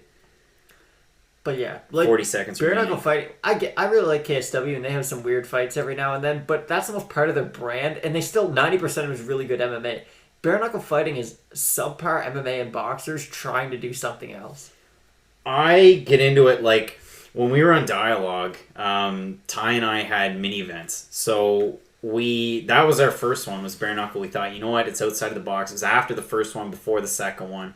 A good friend of the show, Jeff Houston, he does BKFC, which is the legit organization. WBA, yeah, yes, Millie, I'm going to get into that as we end the round with Dantas at the back. It's a 2018 so far through 2 rounds. Okay, so I'm going to get rid of the misinformation here because I find myself on Twitter hopping into random comment sections and just trying to help out BKFC. So BKFC was the one that had the Vice documentary on them. I'm not a big Vice guy for other reasons, but they had the Vice documentary. Their CEO was the one that pushed for bare knuckle boxing to be legal for like 15 years in all sorts of different states and finally got it in Wyoming. So BKFC were the first ones. They get Jeff Houston on board as a ring announcer. He does ACB, does Road FC, does Fight Night Picks. And he's the one with them. They're legit. Sean Merriman was with WBKFF. They were the ones that had the guy that was a promoter that promised the moon to everyone, and then they couldn't do it. So Sean Merriman was booked with them. That seems like the quickest minute of my life. It does. But, yeah, I'm not a big bare knuckle fighting fan. Matt doesn't like them. I'm going to get the countdown timer If on. Beck Rawlings is your champion, how good can your organization be? Beck Rawlings is the worst MMA fighter I've ever watched. All right, we're waiting for round number 3. That's the honest truth. All right, round number 3, Dantas, Misek, Dantas up 2018. Yeah, so Merriman was supposed to fight in it, and then like a week before he kind of announced some doubts. Misek going hard on it. Merriman's a guy that I don't see why you wouldn't go into MMA. You see other guys transition later on from football careers, and they seem to do fairly well. I'm sure there's guys that don't, but you look at Hardy, Lane, Schaub, Mitrione, Eric Anders. Like that was just off the top of my head. There's probably a lot of guys toiling around in the minor leagues that I'm not familiar with. Even guys that like Did Walt Harris play football or basketball? I think basketball. I think he did. He's built like a football player, but he did play basketball. But Merriman's a guy, yeah. But the payments were getting sketchy, and Merriman kind of dropped out. And so, yeah, they ran into issues. WBKFF. They had Jimmy Lennon Jr. as their announcer, which was weird. High praise. And if you go back through and look at what Boss Rutan said on Twitter, on Facebook, actually. Said that the owner was... Yeah, and how they had contracts put in place for staging and lighting, and then that fell out a week before. So WBKFF ran into issues. BKFC is legit. They host shows in either Wyoming or Biloxi, Mississippi, where Jason Knight's from, or he's from the area. I think he's either from Biloxi or D'Iberville, and they have shows in D'Iberville too. Chase Sherman's from that area. Brandon Davis is from Mississippi as well. Oh, I can't wait if all those are on the same card. I'm just telling you, these are names and places that are in my head. Paulo Paolo, I don't have any money on any of the fights tonight, but we picked... Who do we pick? We picked Vanderford. We picked Kimball. We got that one wrong. Yeah, we were wrong on that. And we got Dantas in this fight, as Paolo asked us on YouTube. The pacing for this card has not been very good. It hasn't been great, but it's a Paramount one too, so we're following along DAZN. We've been spoiled with ESPN recently, haven't we? We've been spoiled. Yeah. ESPN's great. And when they're DAZN exclusive cards are actually pretty good. Yeah. But this one's on regular TV too. Misek's really going balls to the wall in this round. But even if he gets this one, and we're about halfway through, we've got Dantas. He needs a stoppage to win. Millie asked us, what do we think about DAZN? So it's different. It's $19.99 a month up here versus $9.99 in the States. We get the NFL package. We get golf. Paolo is Brazilian. That's cool. Yes, sir. I mean, Dantas is Brazilian. Yeah. What do we think about DAZN? So NFL package, I get it so I can watch the Browns. Laugh if you want. I don't know if I've said I'm a Browns fan on here before, but I'm a Browns fan. Anyway, I like it. I think it's really good. I like that Bellator's on it. I like that I can watch NFL for... If you bought it for a year, it's $149.99, so I paid for the full year. They've been good with this. They also have different, like, behind-the-scenes stuff. AJ Hawk's guy with them, and he actually speaks really well. Longtime Green Bay Packer. So if you're into football up here, it's big. If you're in the States and you have DAZN, you get Combat Americas, which we get up here. You get EFC, you get KSW, which is definitely worth it. Eddie Hearn Matchroom Boxing, we get that up here. There's one more MMA we're gonna... Oh, Road FC, you get that too. So it's a good deal if you're in the States and you're a fight fan. It's a really good deal if you're a sports fan in Canada. You get KHL hockey from Russia. Yes. I like KHL hockey. You get to see Pavel Datsuk playing for SK St. Petersburg. Misek, center of the cage. All the energy in my body after that.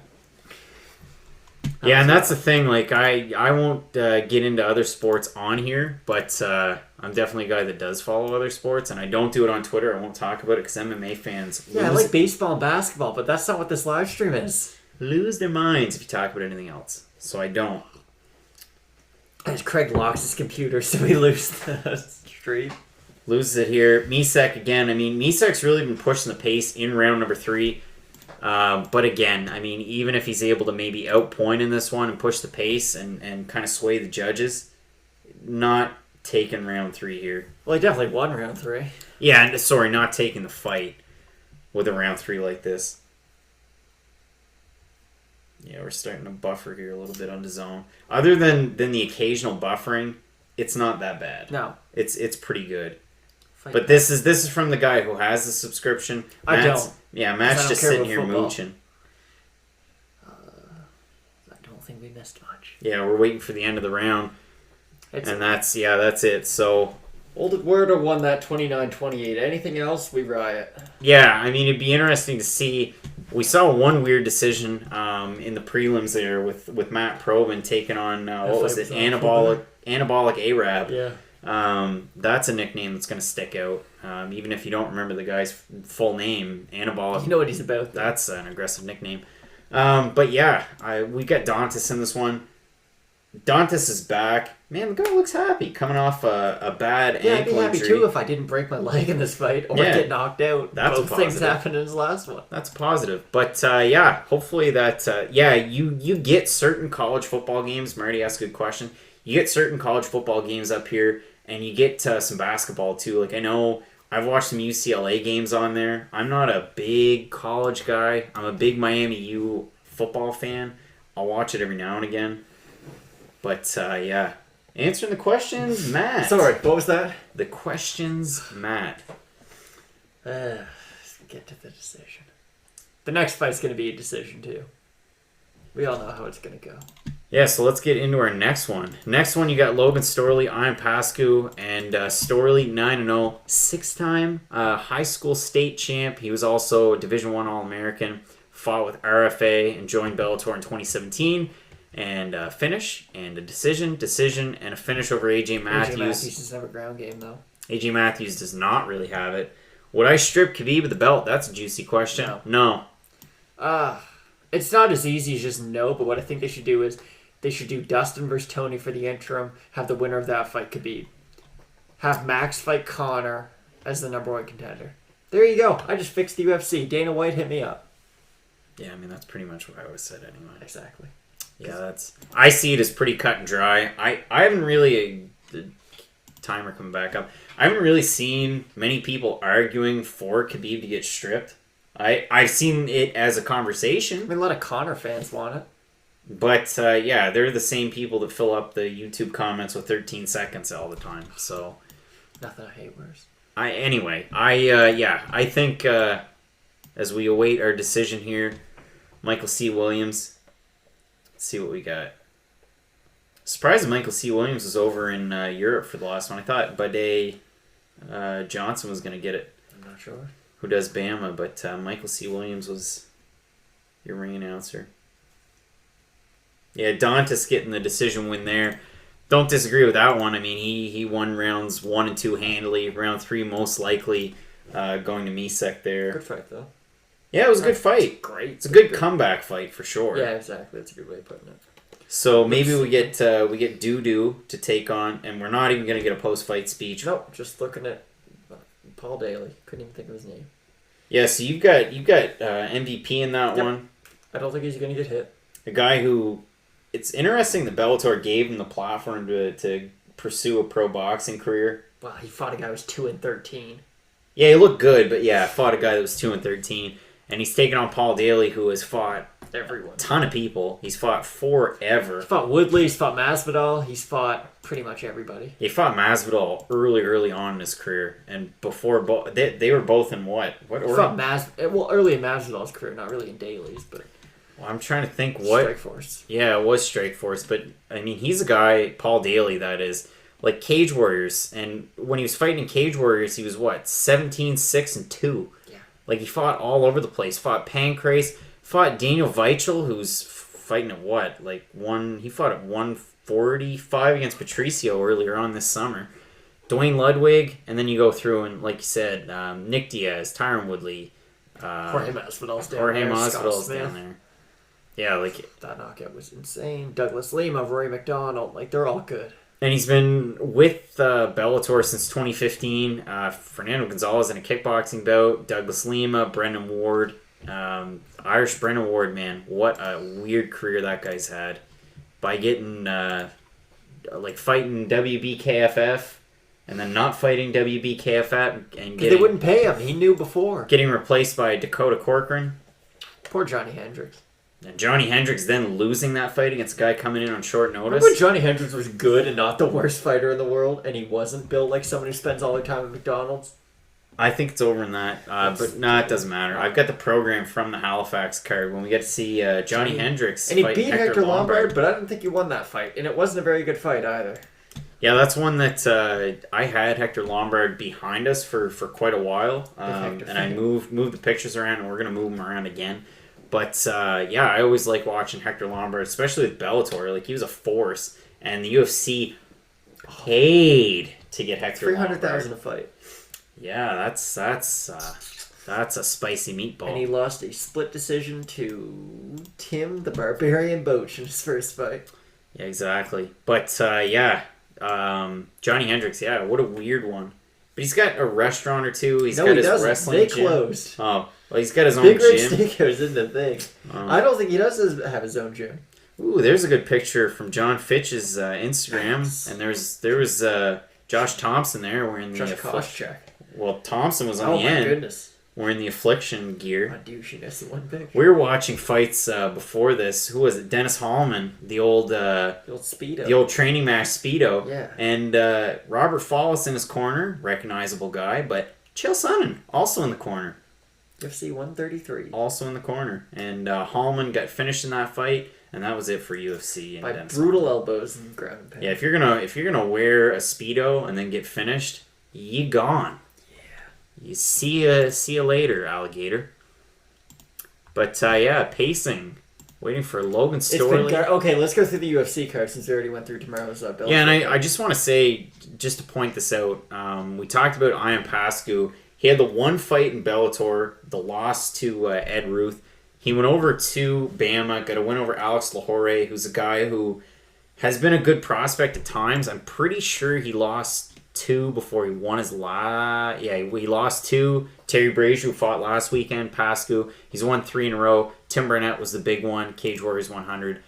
You wanted to talk about the UFC. So if we look at UFC coming up on Sunday, we've already made our picks for tonight. We made our picks for tomorrow. UFC. So Emily Whitmire taking on Alexandra Albu. You guys don't need to watch that fight.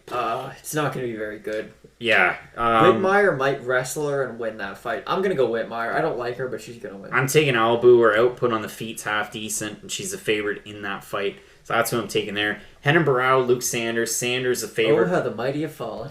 Oh, where is it? He's somewhere, Henan. Where's Henan? I'm not sure. Oh, he's up there. That's something that I have to hang here soon. I've got a picture of Henan Barrow with the belt. I'm going to put that one up. Man, just think back to when Henan Barrow was the in thing. Taking on Luke Sanders, a guy who trains out of Nashville. Not a lot of He was a fighters big in Nashville. prospect, but he hasn't really turned out. No, exactly.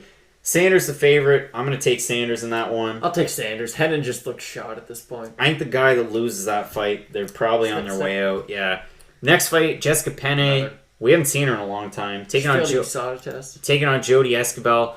I'm taking Penne in that fight. I will too. Jody Escobar's not that good. Slight favorite in that one. Your next one, Scott Holtzman taking on Nick Lenz. Upset alert. Nick Lenz is a great grappler. I think Holtzman's going to be able to get it done in that one, though. Nick Lenz by guillotine or rear naked choke. He'll win by stoppage. You've got Lenz. Ashley Evans-Smith taking on Andrea Lee. This is just another not good fight. I know it sounds like a picking on the women, but that's not a good fight. I'm taking Evans-Smith in that one. She's the underdog. She's a lot bigger too. I think she's gonna win. Andrea Lee's a little bit overrated. Next fight, I'm really excited for. Manny Bermudez, Benito Lopez. Look for Manny Bermudez to get another triangle choke finish. Benito by TKO. I've got Bermudez. Matt picked Bermudez earlier on tonight, so switching his pick there because we can't have the same picks for all of them. The next one coming up, you've got Jimmy Rivera taking on Aljamain Sterling.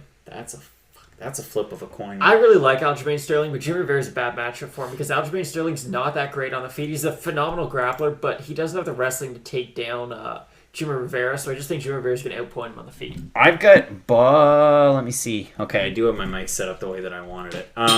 Matt dropping stuff, and that's nice. Jimmy Rivera, the hand speed's great. The combos are good. We're seeing Pascu here. We're getting a bit of a preview in the next fight. But as far as UFC is concerned on Sunday, Jimmy Rivera, the hand speed's great. Defensive wrestling's pretty good. I don't think he's ever been taken down. Yeah, it's better than pretty good. You just have to worry about his chin now after the Marlon fight. He ate a bunch of dots. Yeah, exactly. We never saw an issue until that Moraes fight. I picked Jimmy to win that fight too. And I can't remember who was the favorite in that one. In this fight, Jimmy's like a minus 135, minus 140 favorite. Aljamain Sterling plus 115. If Rivera wants to take the fight to the ground, but he won't. He won't because Aljamain Sterling's grappling so good. It's a good matchup. I mean, for us to get this far into it, it is a fun fight. I'm taking Sterling. Rivera's going to win a decision. I don't think. If it goes to decision, I could see. It's going to be a terrible fight if Rivera wins the decision, but I think he's going to be able to outpoint Aljo on the feet. Rivera's a decision fighter. He is. Yeah, exactly. Miles Jury, Andre That's a good Feely. fight, I think. That's like a tall. Tall, skinny boys. Yeah, 2 tall, skinny guys. I've got Jury winning that fight. I think Andre Feely's going to win. You've got him. Paolo says on YouTube, Silva Amasov, the Brazilian going to lose? I don't believe in this guy. Yeah, I mean, he had a good run in the UFC before, like, 2015. Yeah. And then after that, Eric Silva kind of fell off a little bit, and it sucks because he was almost a super prospect at one point. He was he was one of those guys who they kept on calling a prospect after he'd lose like 2 in a row. They'd be like, oh, but he's still right in there. Well, not really, but he's shown kind of since he left the UFC, he was half decent. But does he look that great? Like he gets dropped in all of his fights. Yeah, I'm gonna try and find him here. Eric Silva, so 20-9. If we go back through, so let's go 2016 up. So the Neil Magny fight wasn't close, but no. So lost to Nordine Taleb, TKO, who's a guy who's not ranked and hasn't really been a ranked guy. Win over Luan Chagas, a guy who at the time was 14-1-1. That's half decent. And then lost to Yancey, lost to Jordan Meehan, Gets a cut. He beat Nick Barnes, and that was his only fight post. I thought he had 2. I guess he had the one that was canceled against Larkin, and Amosov, or not Amosov, Pascu stepped up in place and fought. So he had the win over Nick Barnes, but he did get dropped in that fight, and he was somehow able to recover and get the finish. I wouldn't be overly sold on him in this fight coming up, and Amosov's a guy who's 20-0. Again, a guy who I wasn't a firm believer in, and then he got the decision win over Gerald Harris and looked really, really good in that fight. Like, he won that one handily. So, yeah, I've got Amosov in that fight. But if we go back to UFC on ESPN, it's a really good card.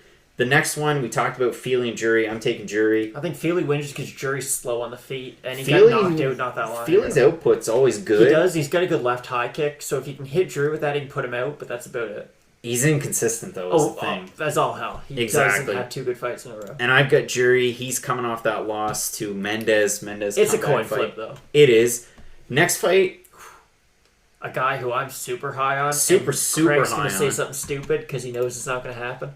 Matt's got Vicente Luque to win. I think a good underdog pick is Barberena at plus 300, plus 350. He's tough and he hits really hard, but Luque just does everything so well. So I'm taking Barberena. Matt sells the farm every time on Luque. Luque's going to be in the top 10 here soon. You've got Luque. Next one, Kron Gracie taking on Alex Caceres. And Kron Gracie might be a tough interview to watch, but put him in action, and he's looked great in his actual pro MMA fights over in Ryzen. Hasn't fought in 2 years, though. Super jiu-jitsu guy. Alex Caceres, I like watching Bruce Leroy, but like you said, though, about Feely, inconsistent. Yeah, inconsistent Caceres is for sure. I mean, his UFC record is not good. It's very salty. I've got Kron to win this one. I think he's going to be able to get it by submission. I think it's going to be an early one. He's a 3-1 favorite. Refs don't have earpieces, though, in the UFC like they do in some other organizations. Either way, I think Caceres wins. I think he's going to win. I wouldn't put money on that fight, but I don't believe in Kron all that much. I think he should win. Probably he's going to choke him out. But I don't think he's going to look as good as everyone thinks he does. So I've got Kron. This next fight's going to be You've got Caceres. Are you being serious? I think Casey vs. Calvillo is really fun. I think it is too. Calvillo, we know how good her takedowns and her wrestling is. Courtney Casey, stand up. It's good. She hits her. She has power. She's technical. She's predictable. She throws the same thing every time. Leg kick, left, right. And her fights are so damn close. Everyone seems to be like. They're fairly exciting though. Yeah, everyone seems to be like a split decision. A fight like that as we're getting to see some technical insight to Logan Storley, AJ Matthews, which is actually a good fight. And Matthews looked great. He's the type of guy, not like a Kayla Harrison who tries to get away from judo. Not like some specialist. He uses that wrestling, super wrestle heavy, and why not? I mean, if you're going to win fights, you might as well go with your strength. But I think Calvillo's going to win by submission. I get Calvillo too. She's a really big favorite. If you're going to parlay, maybe if you're going to parlay like a Barberena and a Casey, you could make some money if they both win there. Both, $250 for Make Casey money on there. Paul Felder too, I see. Yeah, Paul Felder and Vic odds are basically at par. I'm taking Felder in that one. I think Felder's going to take him down and ground and pound elbow him like he does most guys. Kind of scary because Paul Felder weighed in at 196 not that long ago, and James Vick too. He's 6'3". But Felder's never had problems making the weight. James Vick in that Gaethje fight had to sit down during interviews. He was joking about it, but that's serious stuff. If you don't have the energy to stand up while you're answering questions because you're cutting weight, that's a serious issue. I just think Paul Felder's better at pretty much everything. Yeah, I've got Felder in that one. If it goes to the ground, Felder's going to win it. If it's standing up... Jiu-jitsu-wise, I think James Vick has some things that could pose problems, but Felder was on the ground with Charles Oliveira and did fairly well. He got out of some submissions, he got out of some sticky situations. And if Paul Felder gets on top of anybody, you can be Tony Ferguson, you can be whoever. If he starts landing ground and pound, he has some of the best ground and pound in the UFC. Yeah, James Vick is one guy that actually does... use his length on the ground well. Stand up, it's all right. He does those body kicks, those long front kicks. And I hate to use this term, but I went back and watched the Trinaldo fight. He ran from him almost in the third round. He'll circle, just jab, front kick, and almost sprint to get away from the big power shots. It's kind of Overeem-esque, but not to the same effect. But I just think if Felder, James Vick's a little chinny, and Paul Felder has big power at 155. So I think if Felder can get him up against the cage, land a big elbow or something big, Vick's going to go down. Exactly. So both taking Felder in that one. par-ish odds. Right now, Felder might be the better pick there. Minus 105, and he's a plus on some of them. And then in the main event, Francis Ngannou taking on Cain Velasquez. We saw Francis Ngannou take on a wrestler in his last fight, which made a lot of sense to book that one against punch Blades. that boy. Yeah, one punch, then he followed it up. But Boom, he hit him kind of done. like almost behind the ear. It was a Legal, though. clean one, yeah, because it was almost like the side of his He like fist. clubbed him.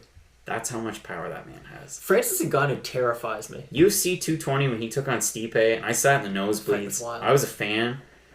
That building would you could cut the tension with a knife. It was insane. Like half of us expected Stipe to win, half expected Francis to win. It was crazy as we're getting the particulars on But like Sterling and Francis, Pascu. they like to throw this term. This fight can end any second. Like he has one punch power. No. If Francis Ngannou looks at you the wrong way, you might go to sleep. He is terrifying. And it's weird how Seems like a nice guy too. after his last fight and even before it, he wasn't totally resolved with the issues with his coaches in France, and he went back. He left because he was a Performance Institute Dewey standout. Cooper, It was a boys. big deal.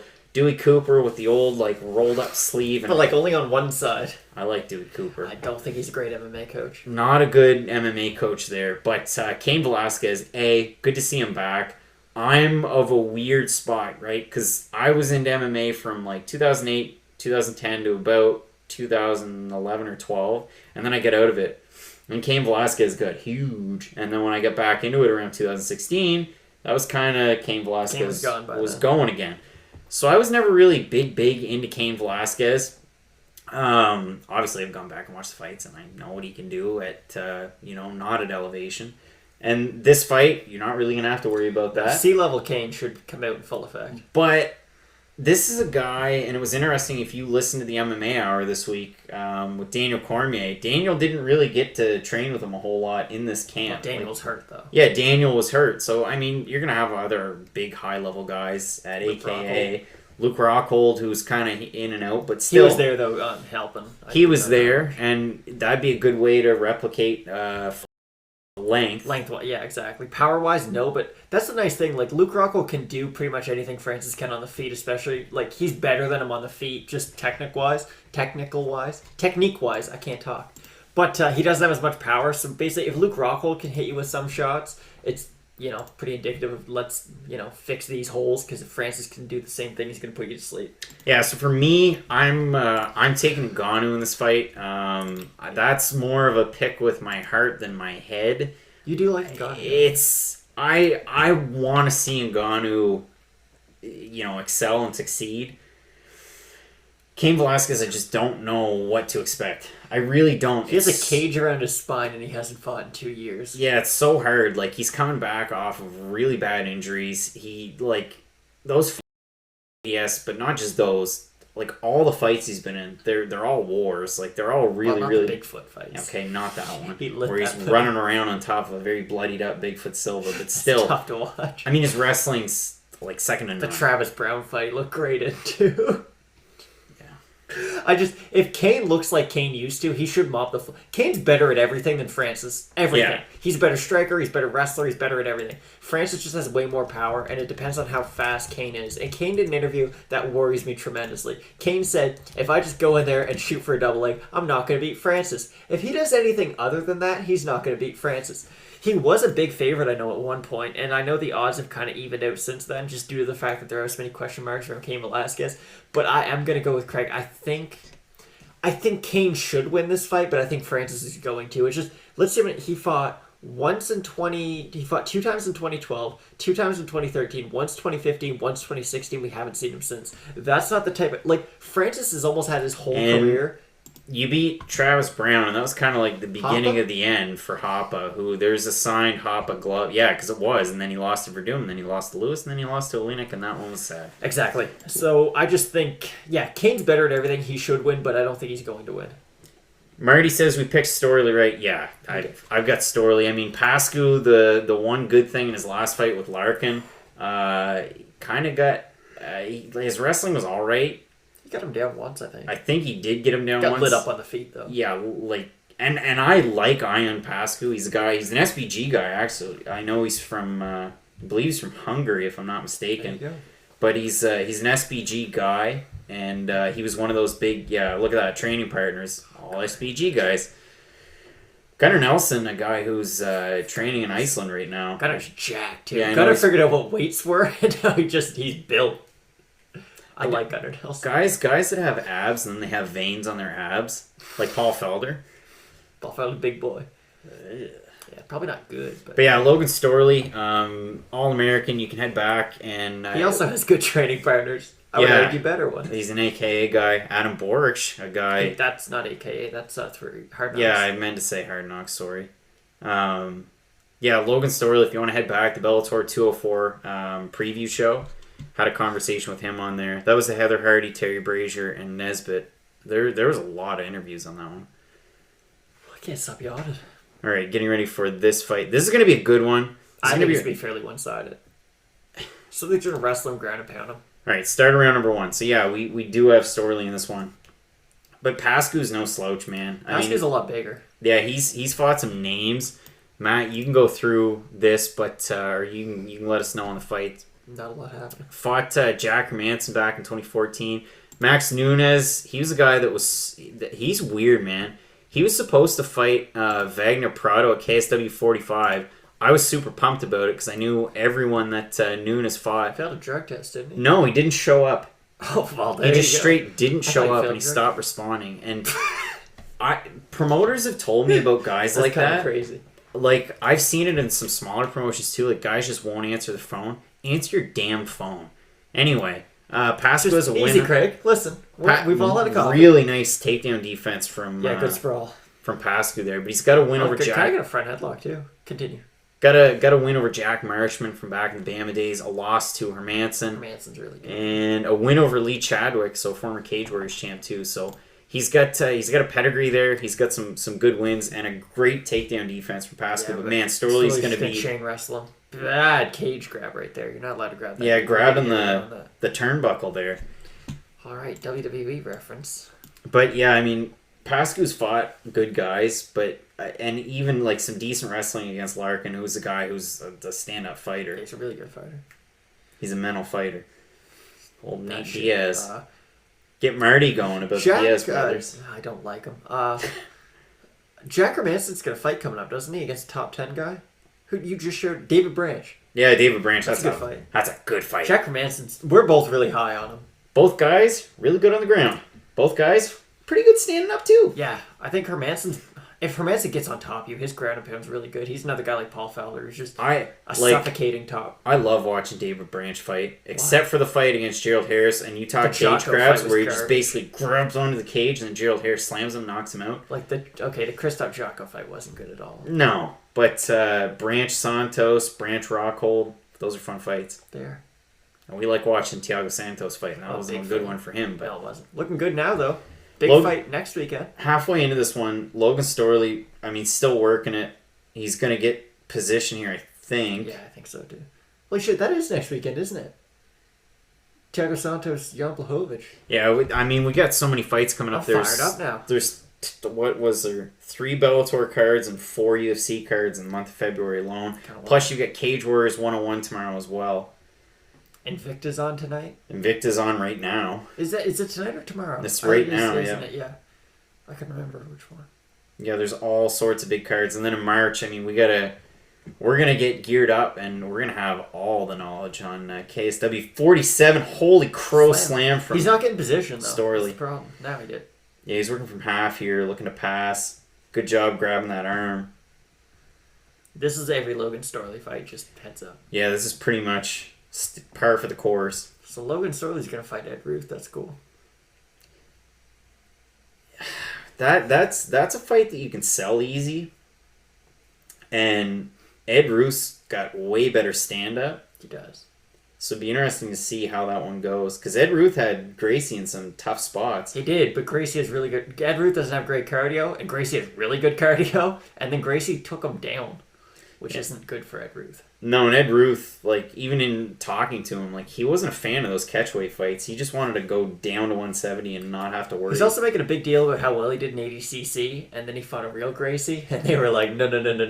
This shit's different. That was a fight name pick soundbite right there. That was. He was all, I don't want to say bragging, but he was very confident in his ability to, grapple with Gracie. But a minute remaining here. I mean, Storley's starting to point with some of these elbows. Whether or not they're landing to the head, they're starting to hit the shoulder. Certainly. But, yeah, I mean, working from half guard here. That look good. Kind of postured up. And he's also got a knee, like, did have a knee on the arm of Pascu so he could land some of those shots. Doing it again here now. Surprised he hasn't. I mean, you don't even really need to Surprised he hasn't cut him yet. change positions. Like, a lot of those elbows just kind of grazing shots, and those are the ones that open up big cuts. Yeah, exactly. It'd be interesting too. I mean, upcoming season of PFL, we get Kayla Harrison with her own division. Weight class. It'd be interesting to see if they allow elbows in PFL this season, because they didn't allow them last year because you got to fight so much and they're afraid of the cuts. And Eve Edwards, actually, he's pretty persuasive about his argument against elbows. It makes sense. Like, if you're going to fight a lot, you can't just have a bunch of cuts on your face. They're going to reopen constantly. But, like, if I head kick you, there's a good chance that you're going to get cut from my shin, too. So, I just think it's kind of a reality of the sport. Logan Storley with the slam of Pascu, the old crouch grab slam. He didn't land as bad on his head. That was Didn't like land Gustafson. at all on his head. I know, but who was the guy who got slammed? He got the Duma try. Thank you. earlier? Couldn't remember Duma his and name. Kimball? It was close to that, but he kind of flipped him. I mean, Like, the look how much space there is on that. That's too much. You can't be having that. like the positives, Pascu, great takedown defense. I mean, he did get slammed right there. But He got good. controlled over 3 minutes of that round. Yeah. But I agree with you. We had a few really nice sprawls. Exactly. And I mean, I'm sure you talk about a guy like Gunnar Nelson. There's a perfect guy to train with for this fight. A guy with really, really good wrestling. We saw it in his last fight, against Oliveira. Oliveira looked good in the first round, and then Gunnar Nelson said again, I lift weights now. I'm going to show you what's up. And I'm training in Iceland. Gunnar Nelson is a phenomenal fighter. Maybe that's what I should do. I should do Rocky montages out in the cold and Just get in jacked New like Gunnar Brunswick. Nelson. Yeah, get into it. Please start fighting. All right, start of round number 2. Who won that round? Storley, without a doubt. He won at 10-9. Yeah, Storley I 10-9. don't think he got hit, to be honest. No, because it was... As Craig locks his tablet again. No, DAZN's going to a highlight right now. Yeah, DAZN decided to just show a highlight, and now we're back into the fight. So weird. way to go, DAZN and Bellator there. So if you're syncing up with us, and if you're watching along on Sports Booth, but if you're on YouTube, we're at 4:45, 44, 43. Yeah, that was a weird decision from the trucks sitting outside. They got 2 days to work through that, and it's another great takedown there from Storley, who's working from half guard again. And I mean, this is just your typical 6-time high school state champion. This is my problem with Storley, though. He doesn't strike to set up the takedown. He just goes for it. If you're going to fight anyone in the future who's any good at all, they're going to be able to see it. He's not even throwing punches. He's just going for the takedown every single time. I can knee him. I can uppercut. It leaves you open for a lot. Think of really good wrestlers that are also well-rounded. Daniel Cormier. Tyron Woodley. But Woodley doesn't really go for takedowns. No, He's more defensive. But his striking's really good. Exactly. Like, he's got so many different tools. I just mean for somebody who's going for the takedown, like a Khabib, like a DC, you got to strike to then open up your takedown. You can't just lunge for the takedown. Yeah, you'll see Khabib with the level changes, and then he'll drop, and then he'll go for an ankle pick. Like, or he'll throw that big overhand right into a flying knee and then go for a takedown. Like, you got to mix it up. You can't just go for takedowns constantly. Yeah, Storley's gonna have trouble, and I mean, he's a guy that maybe could have thrown his name into the ring for the Grand Prix, but he's a guy that's gonna need some work before he's facing those guys. I mean, Ed Ruth, again, he was in the tournament. Ed Ruth and Neiman Gracie they were the shallow part of the division, because you want Rory in your finals. So if Rory beats John Fitch, which he's going to, and he's probably going to beat Neiman Gracie, then you kind of set that up for the big fight against either Douglas Lima or MVP or Paul Daly. Don't tell me you think John Fitch is going to beat Roy McDonald, because it's impossible. No. Craig, you're just trying to be controversial. No. Yeah, I mean, John Fitch is kind of in a position like that, like Jake Shields was against Ray Cooper III. No dice on that old style wrestling from. Yeah, all he's gonna do is go for a takedown. Rory's better than him at everything, and he's way bigger. And if the fight does go to the ground, Rory's gonna be able to scramble out of it and hit something. Yeah, exactly. As Storley, I mean, this is like watching a Jake Shields fight. Storley was in one side of half guard, and then transitions to the other side. Now he's working from half guard. He's landing elbows. Jake Shields is a tough guy to be a fan of. Yeah, I'm going to go back through one of Jake Shields' fights this year. I know we got knocked out by the same guy weeks apart. Yeah, he fought Ray Cooper III. That's the only thing I don't like about PFL. Like, you can get knocked out and you have to fight in like 3 or 4 weeks. I don't like that.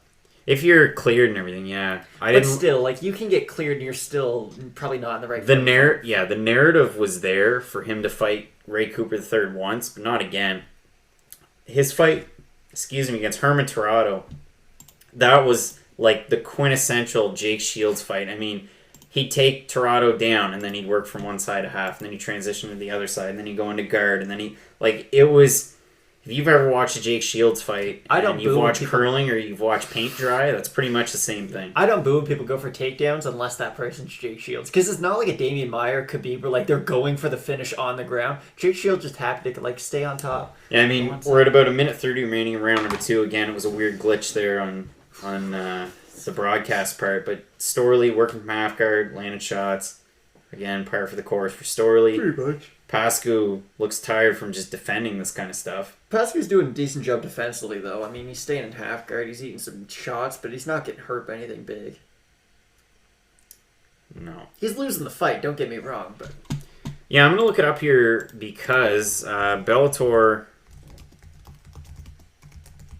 is headed to Ireland here soon, and Pascu is one of the big announcements of guys that they signed under a minute remaining here.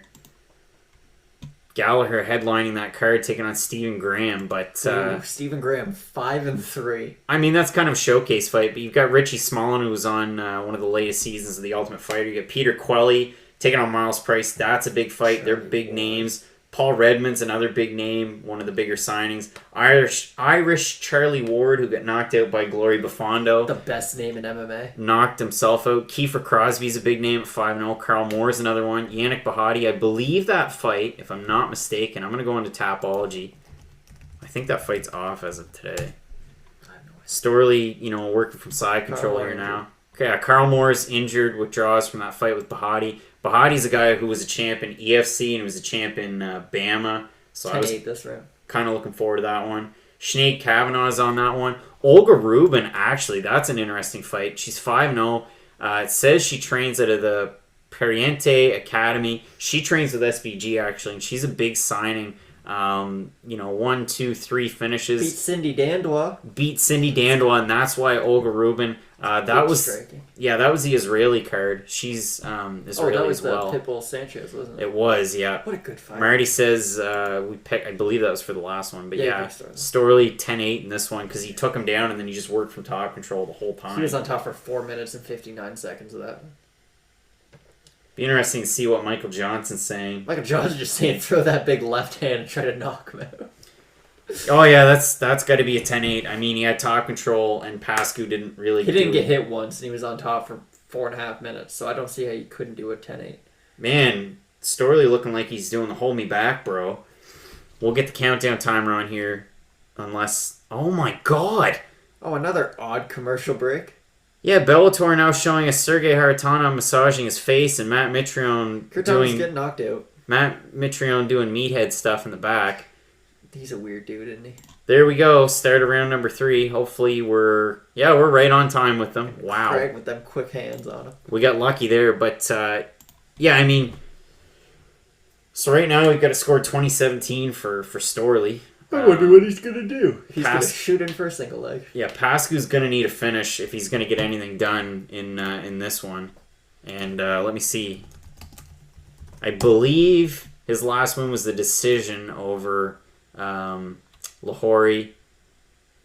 His last finish was at Bama 30 in July 2017. So I don't think he's going to finish a guy like Storley, guy who's undefeated. Unless he catch him with a knee coming in, I don't think he will. No, exactly. Storley, I mean... Oh, look, Storley already got Yeah, Storley, a quick takedown. I mean, Pascu's got a decent position up against Cage. We saw him defend against something like this. Nice knees from Storley. But if you're Storley, you might as well just, end this round on the ground. You don't even need a finish. You're going to win no matter what. Yeah, nice trip takedown there.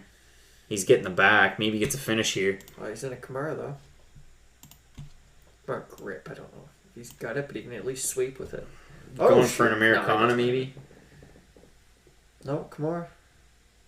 Yeah, it'd be interesting to see what Pascu does here. I mean, geez, you see all sorts of weird stuff like this, like an OSP going for like a straight arm lock all the way out. who's got a fight coming up, but he backed out. Now Johnny Walker taking on Misha Serkinov in I'm UFC. so excited. How's about that one? Is Johnny Cash Walker me the outside. hottest thing on earth right now? Fucking dancing, knocking people out. Yeah, I mean, depending on, I don't know. Justin Ledepp probably doesn't like him, but Oh yeah, Johnny Walker. That's a big fight. I like watching Misha Serkinov fight unless it's against Glover Teixeira. he's very inconsistent. Misha Serkinov is. But that fight against Patrick Cummins, that was pretty good. Well, we don't need to talk about the Vulcan one though, do we? No, again, Vulcan or Teixeira, it doesn't matter. Storley getting the back here. 3 minutes remaining.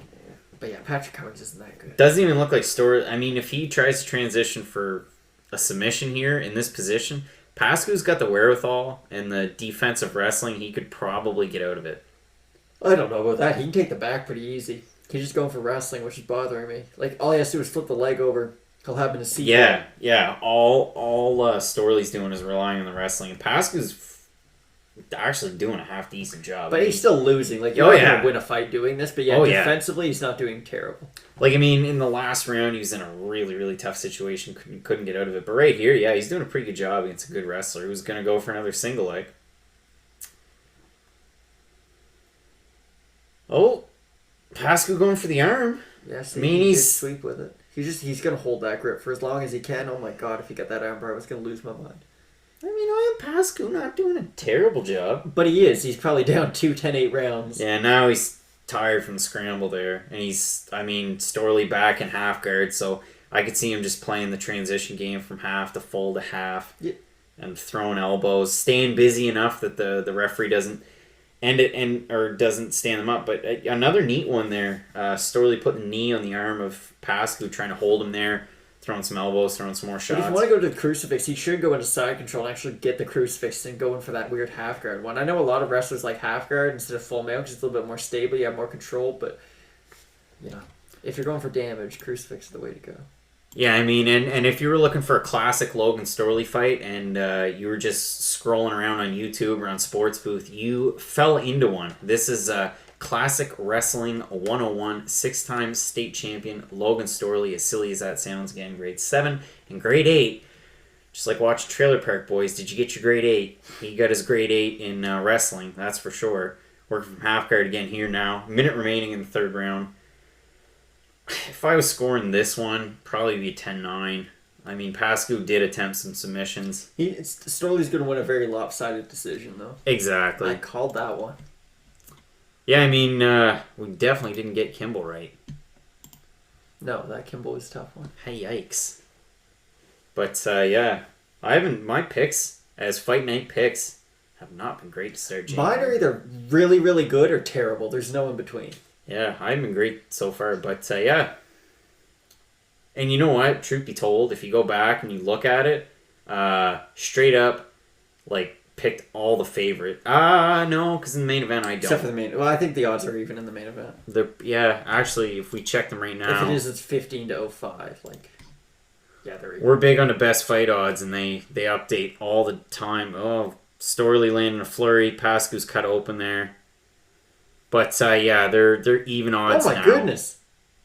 Yeah, Pascu just spit on him. No, he just spit on him, and threw his mouth guard. Yeah, I am Pascu. Kind of a bitch. Sorry, but that's all I can say. Commission holding Storley. Well, I mean, Storley seemed pretty calm. Like, you lost a fight. It's not your fault you can't defend a third. You're fighting a wrestler. It's like if you're Conor McGregor and you're fighting Khabib. It's different though. There's levels to wrestling. No, I know, but hear me out. You knew what was going to happen. Well, yeah. And he obviously wasn't sour about it. Like... Yeah, Storley... What are you going to do? You're going to spit on him and go take you down again? I don't know. I mean, Michael Bisping spat Jorge Rivera's corner. I've already knocked him out, though. Wow. Yeah, that's totally different. Yeah, but I love Michael Bisping, so he can do no wrong in my eyes. That's just being a poor sport. You go back and you watch his Anderson Silva fight. That man can walk through anything. Even Dan Henderson. Dan Henderson dropped him 17 times and he still gets up. Because Michael Bisping's a G. Yeah, I doubt they're going to show a replay on that. But that was... You know what? I can watch the replay on it. You can. Because we're on DAZN. Good, because DAZN's working so well. Let's mess it up some more. Alright, so let's see. The old skips. We've been on this for a while. Skippings. Gonna be weird.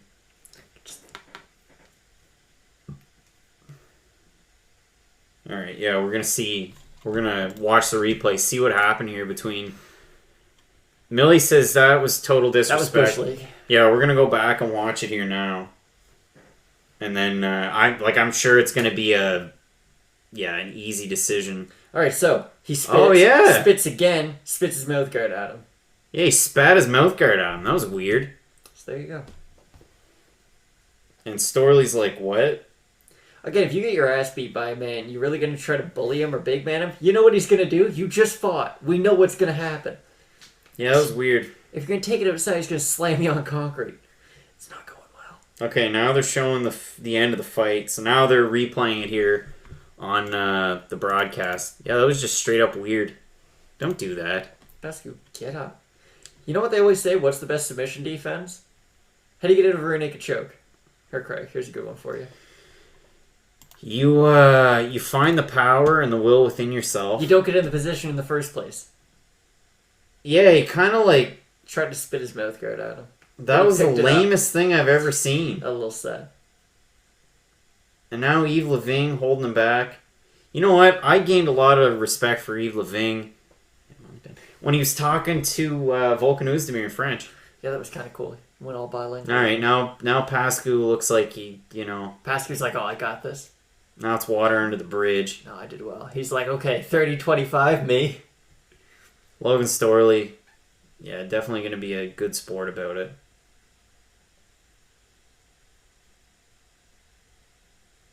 Shaking hands. Okay, yeah, maybe the mouth guard spit was he was just trying to get rid of it because I don't think it kind of. But then he kept on yelling at him afterwards. I don't know. That was weird. Big John with that fucking grip on him too.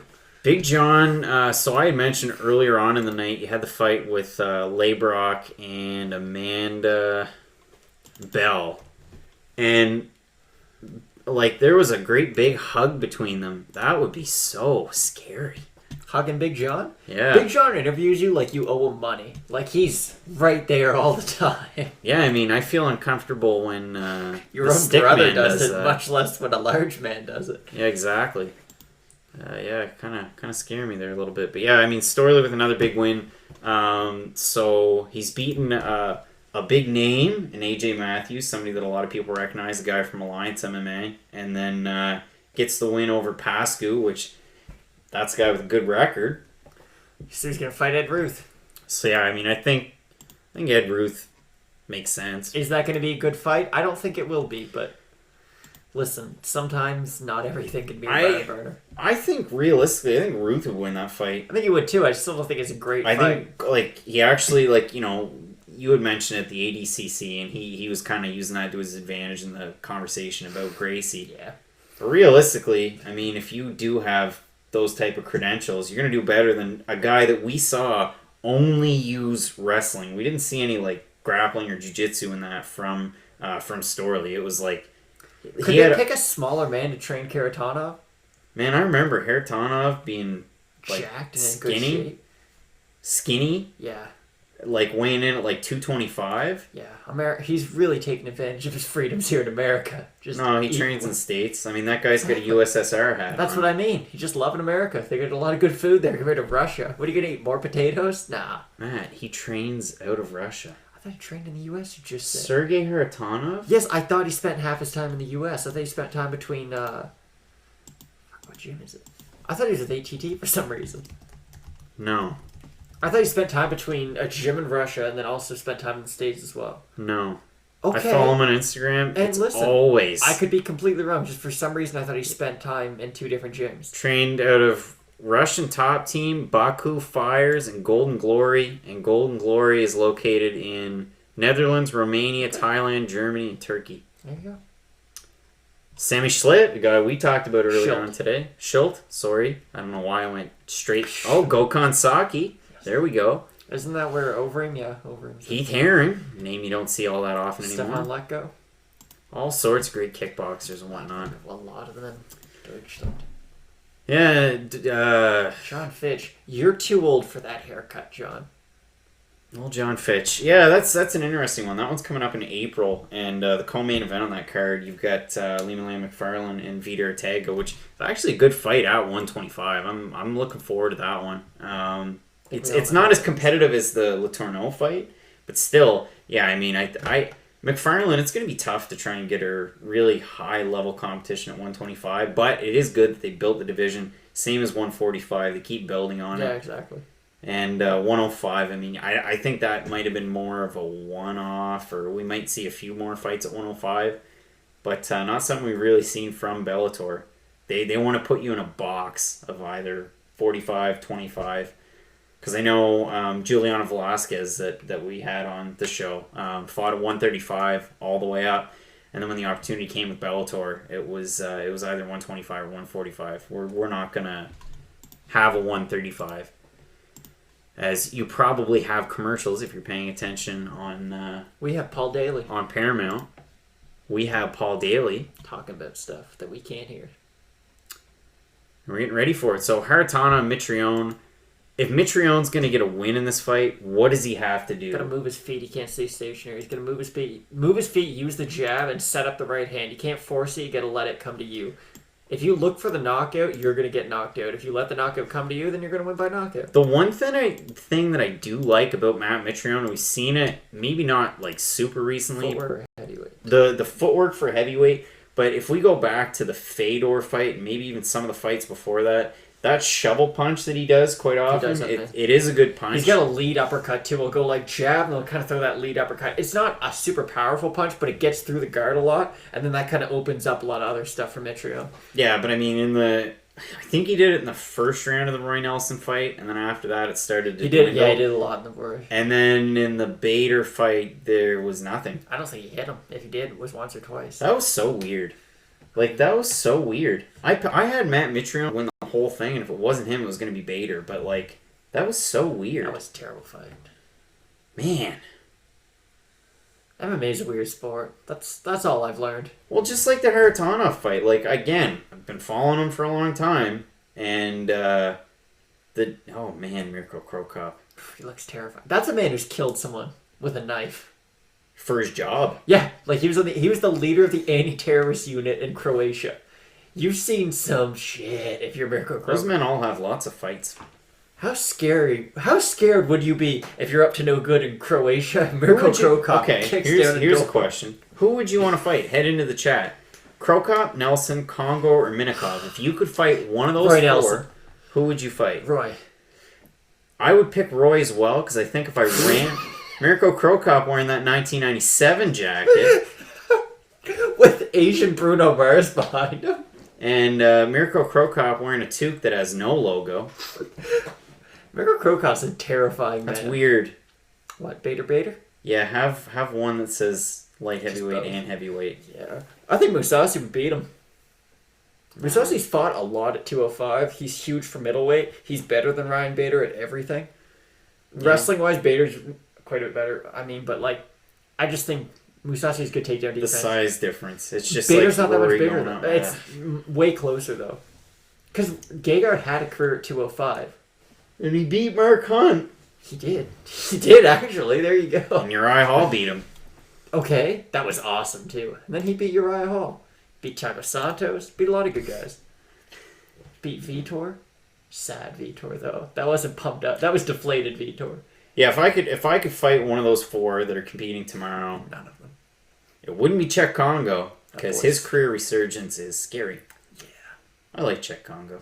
He made me his bitch. It's probably Roy Nelson, because I think if I got up to full clip running, I have no chance against any of them, just to be clear. No, I think I might be able to run away from Roy Nelson. That's fair.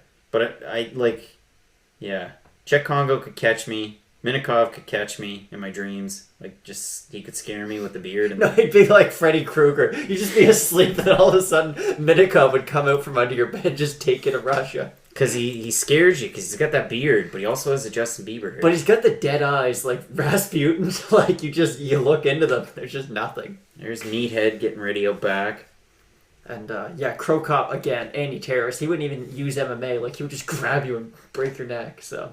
Yeah, that's an easy Cro choice. Cop would find you. Cro Cop would. Matt getting in a little bit of a stretch. We're getting ready for our main event between Mitrione and Sergey Haritonov. What are your guys' picks? Yeah, I mean I've got Haritonov. Matt's got Mitrione in this one.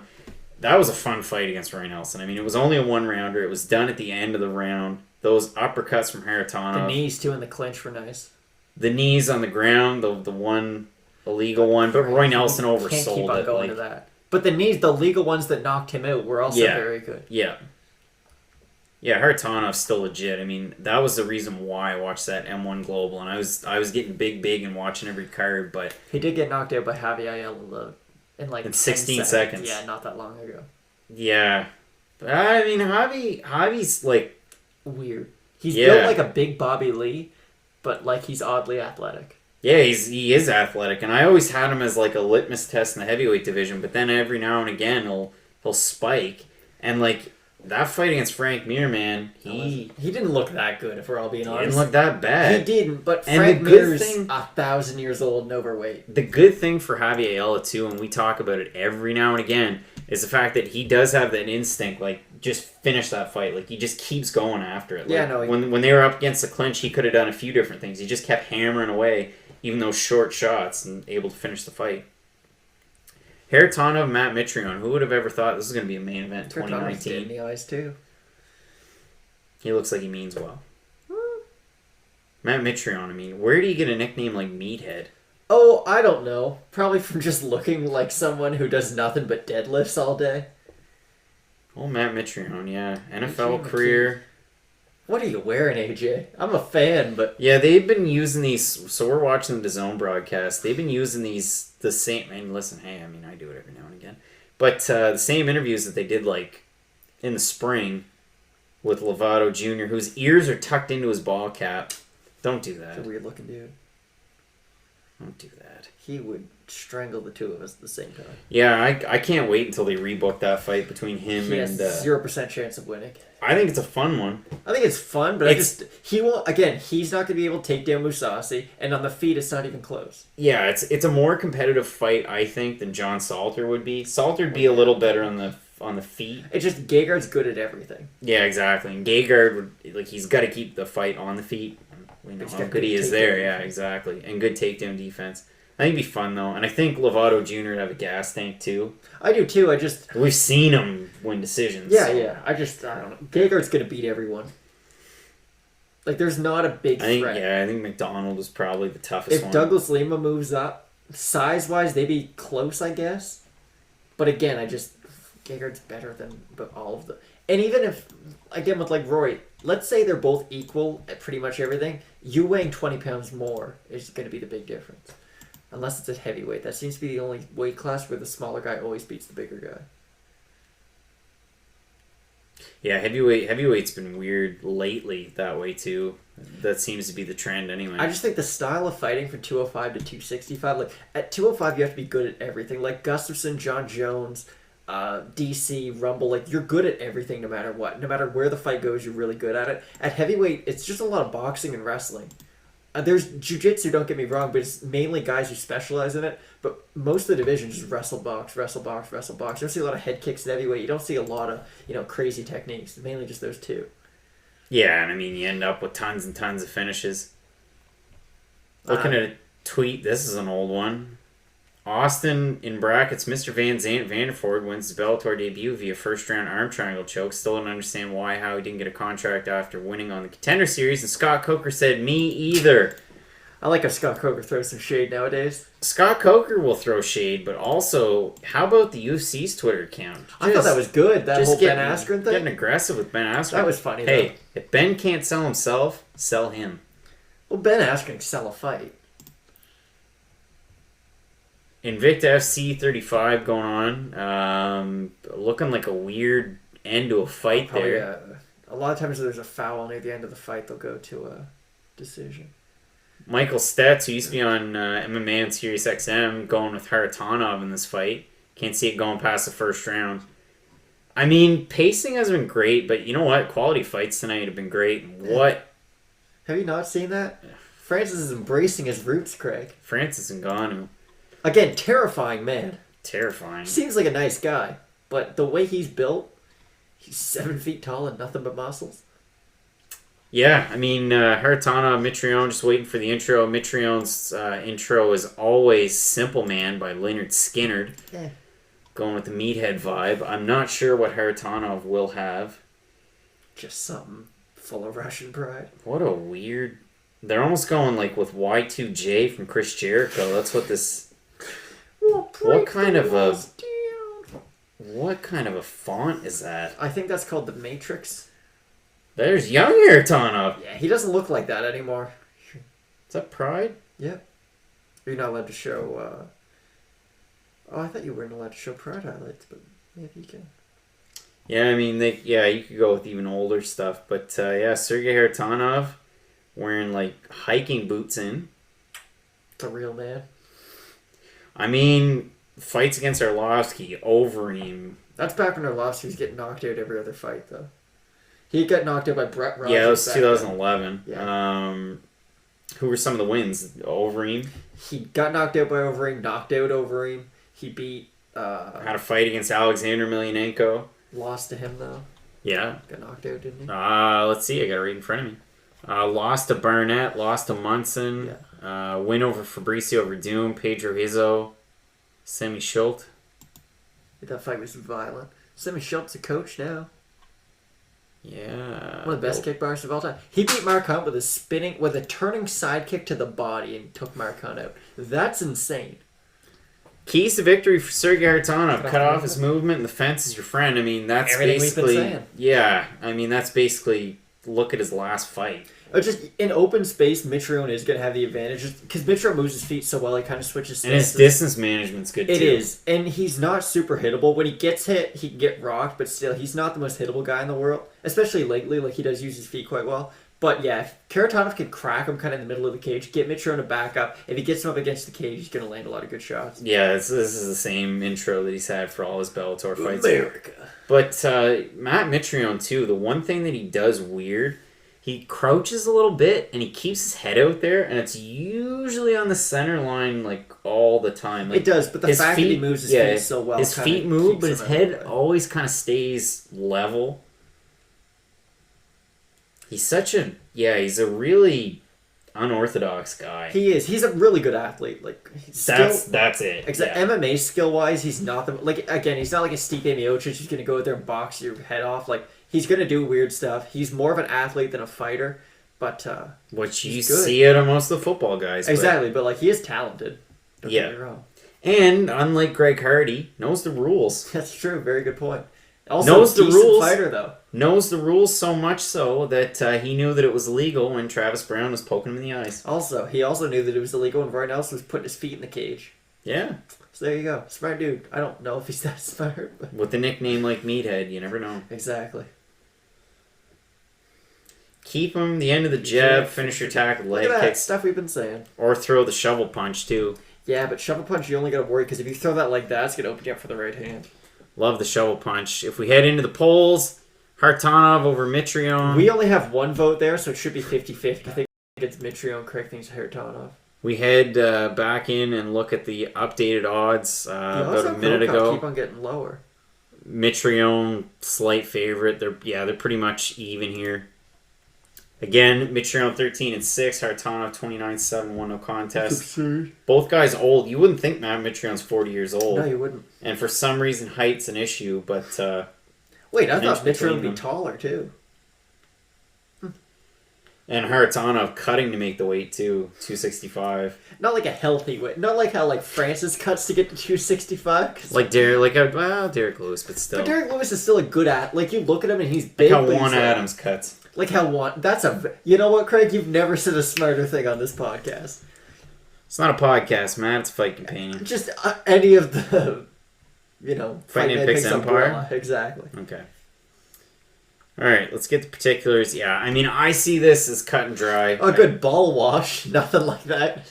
Yeah, I mean, I see this as a finish for Haritanov. It's either going to be first or second round. It's a finish for either guy. I don't think this is going 3 rounds. And if it does, it's going to be a terrible third round.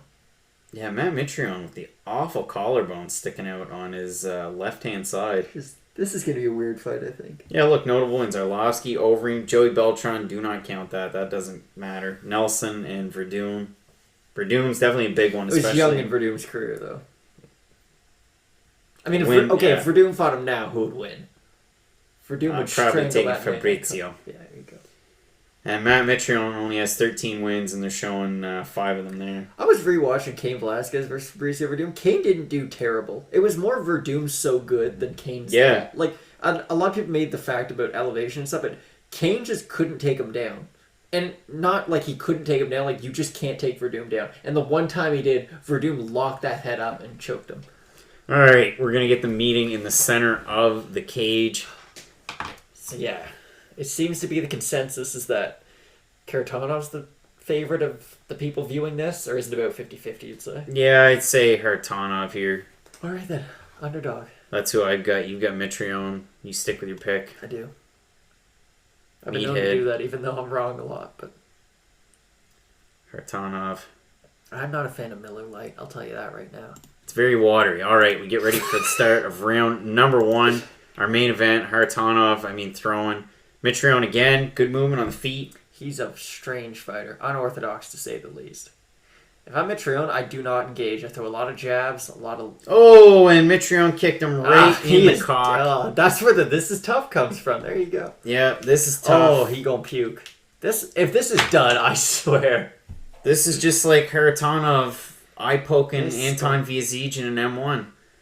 Only Bad one things- person understands that reference, and they're sitting next to you. Bad things happened to Sergei Hartonov. Oh, my goodness. And we're going to see the replay. This might be it.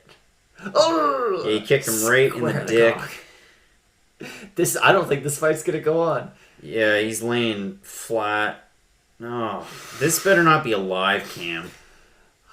Goodness. I swear, if this fight doesn't go on, Listen, so play hockey, I wear a cup, you take a puck to the cup, you don't really feel it. It hits you in the groin, but right? you got big hockey pants on though over top of that cup. That doesn't do anything, man. I feel like Matt Mitrione kicking you with the cup would hurt his What back. are they doing? They're just listen, guys. We gotta go deep. Oh, man. We gotta relieve the pressure. Oh, man, hopefully he didn't, burst something. The good news is Matt Mitrione has ball wash for all he Oh, my God. He's telling him he can't go on. He's gonna puke.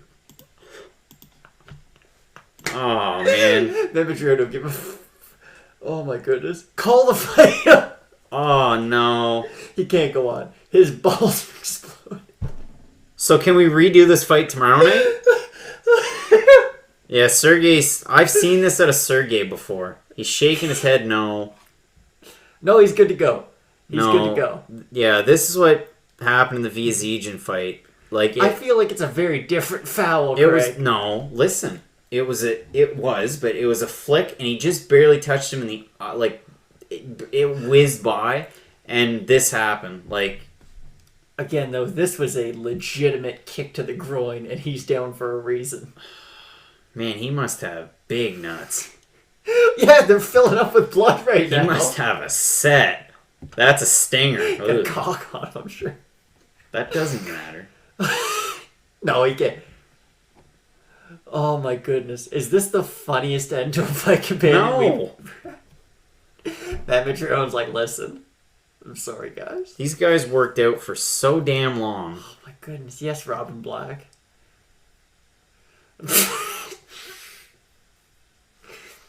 Matt I Mitrione. apologize. Well, the guy's a meathead. Yeah, they just called it off. Ah. What an anticlimax. Oh my goodness. Is it a no contest or is it a disqualification? No contest, I would assume. They, in the last one, they called it a win for Haratonov, and then they changed it to a no contest. I think this is just no contest, though. Oh. Also, where was that last fight, Craig? The morally upright country that he's from? That's alright. That doesn't do it for me. Alright, well, Yeah, hopefully I it's would no think it's contest no like Marty from Nebraska saying. Square. And Check your again, eyes. guys and gals, and everyone that's joined us so far on YouTube, and why is Matt Mitrione holding... No, I think he's Oh, being he's like, saying hey, sorry. I'm sorry. Could you imagine? He was like, yes. Yeah, man. TKO body. Maybe, yeah, just add this to tomorrow's fights. I don't think you could because you have to redo the weigh-ins and redo medicals and everything. Maybe bursted a testy. First of all, bursted isn't a word. But Oh, secondly, they're pulling out... Oh, no. Oh. Let's put him on the gurney and get him out of here. Oh, man. I feel bad for Matt Mitrione, too.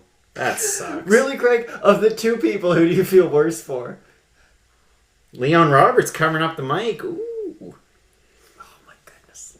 Well, that's the worst way to end a fight. Oh my goodness. All right. Well, we appreciate everybody who's joined us. I'm going to go back over here. You can This find is us... my reaction to tragedy, guys. I'm sorry. You can find us on Twitter and Instagram. You can find me at Craig Allen FMP. Find Matt. Matt Allen, FNP. Oh, Yeah. he let me say it this week. We'll be back again next week. We've got stuff going on tomorrow and the night after. But you can find us on Twitter. We're going to be watching the fights. And again, Marty, Yeah, see you, Marty. Millie, everyone who's been joining us, appreciate it. We'll be back again next week. So thanks again.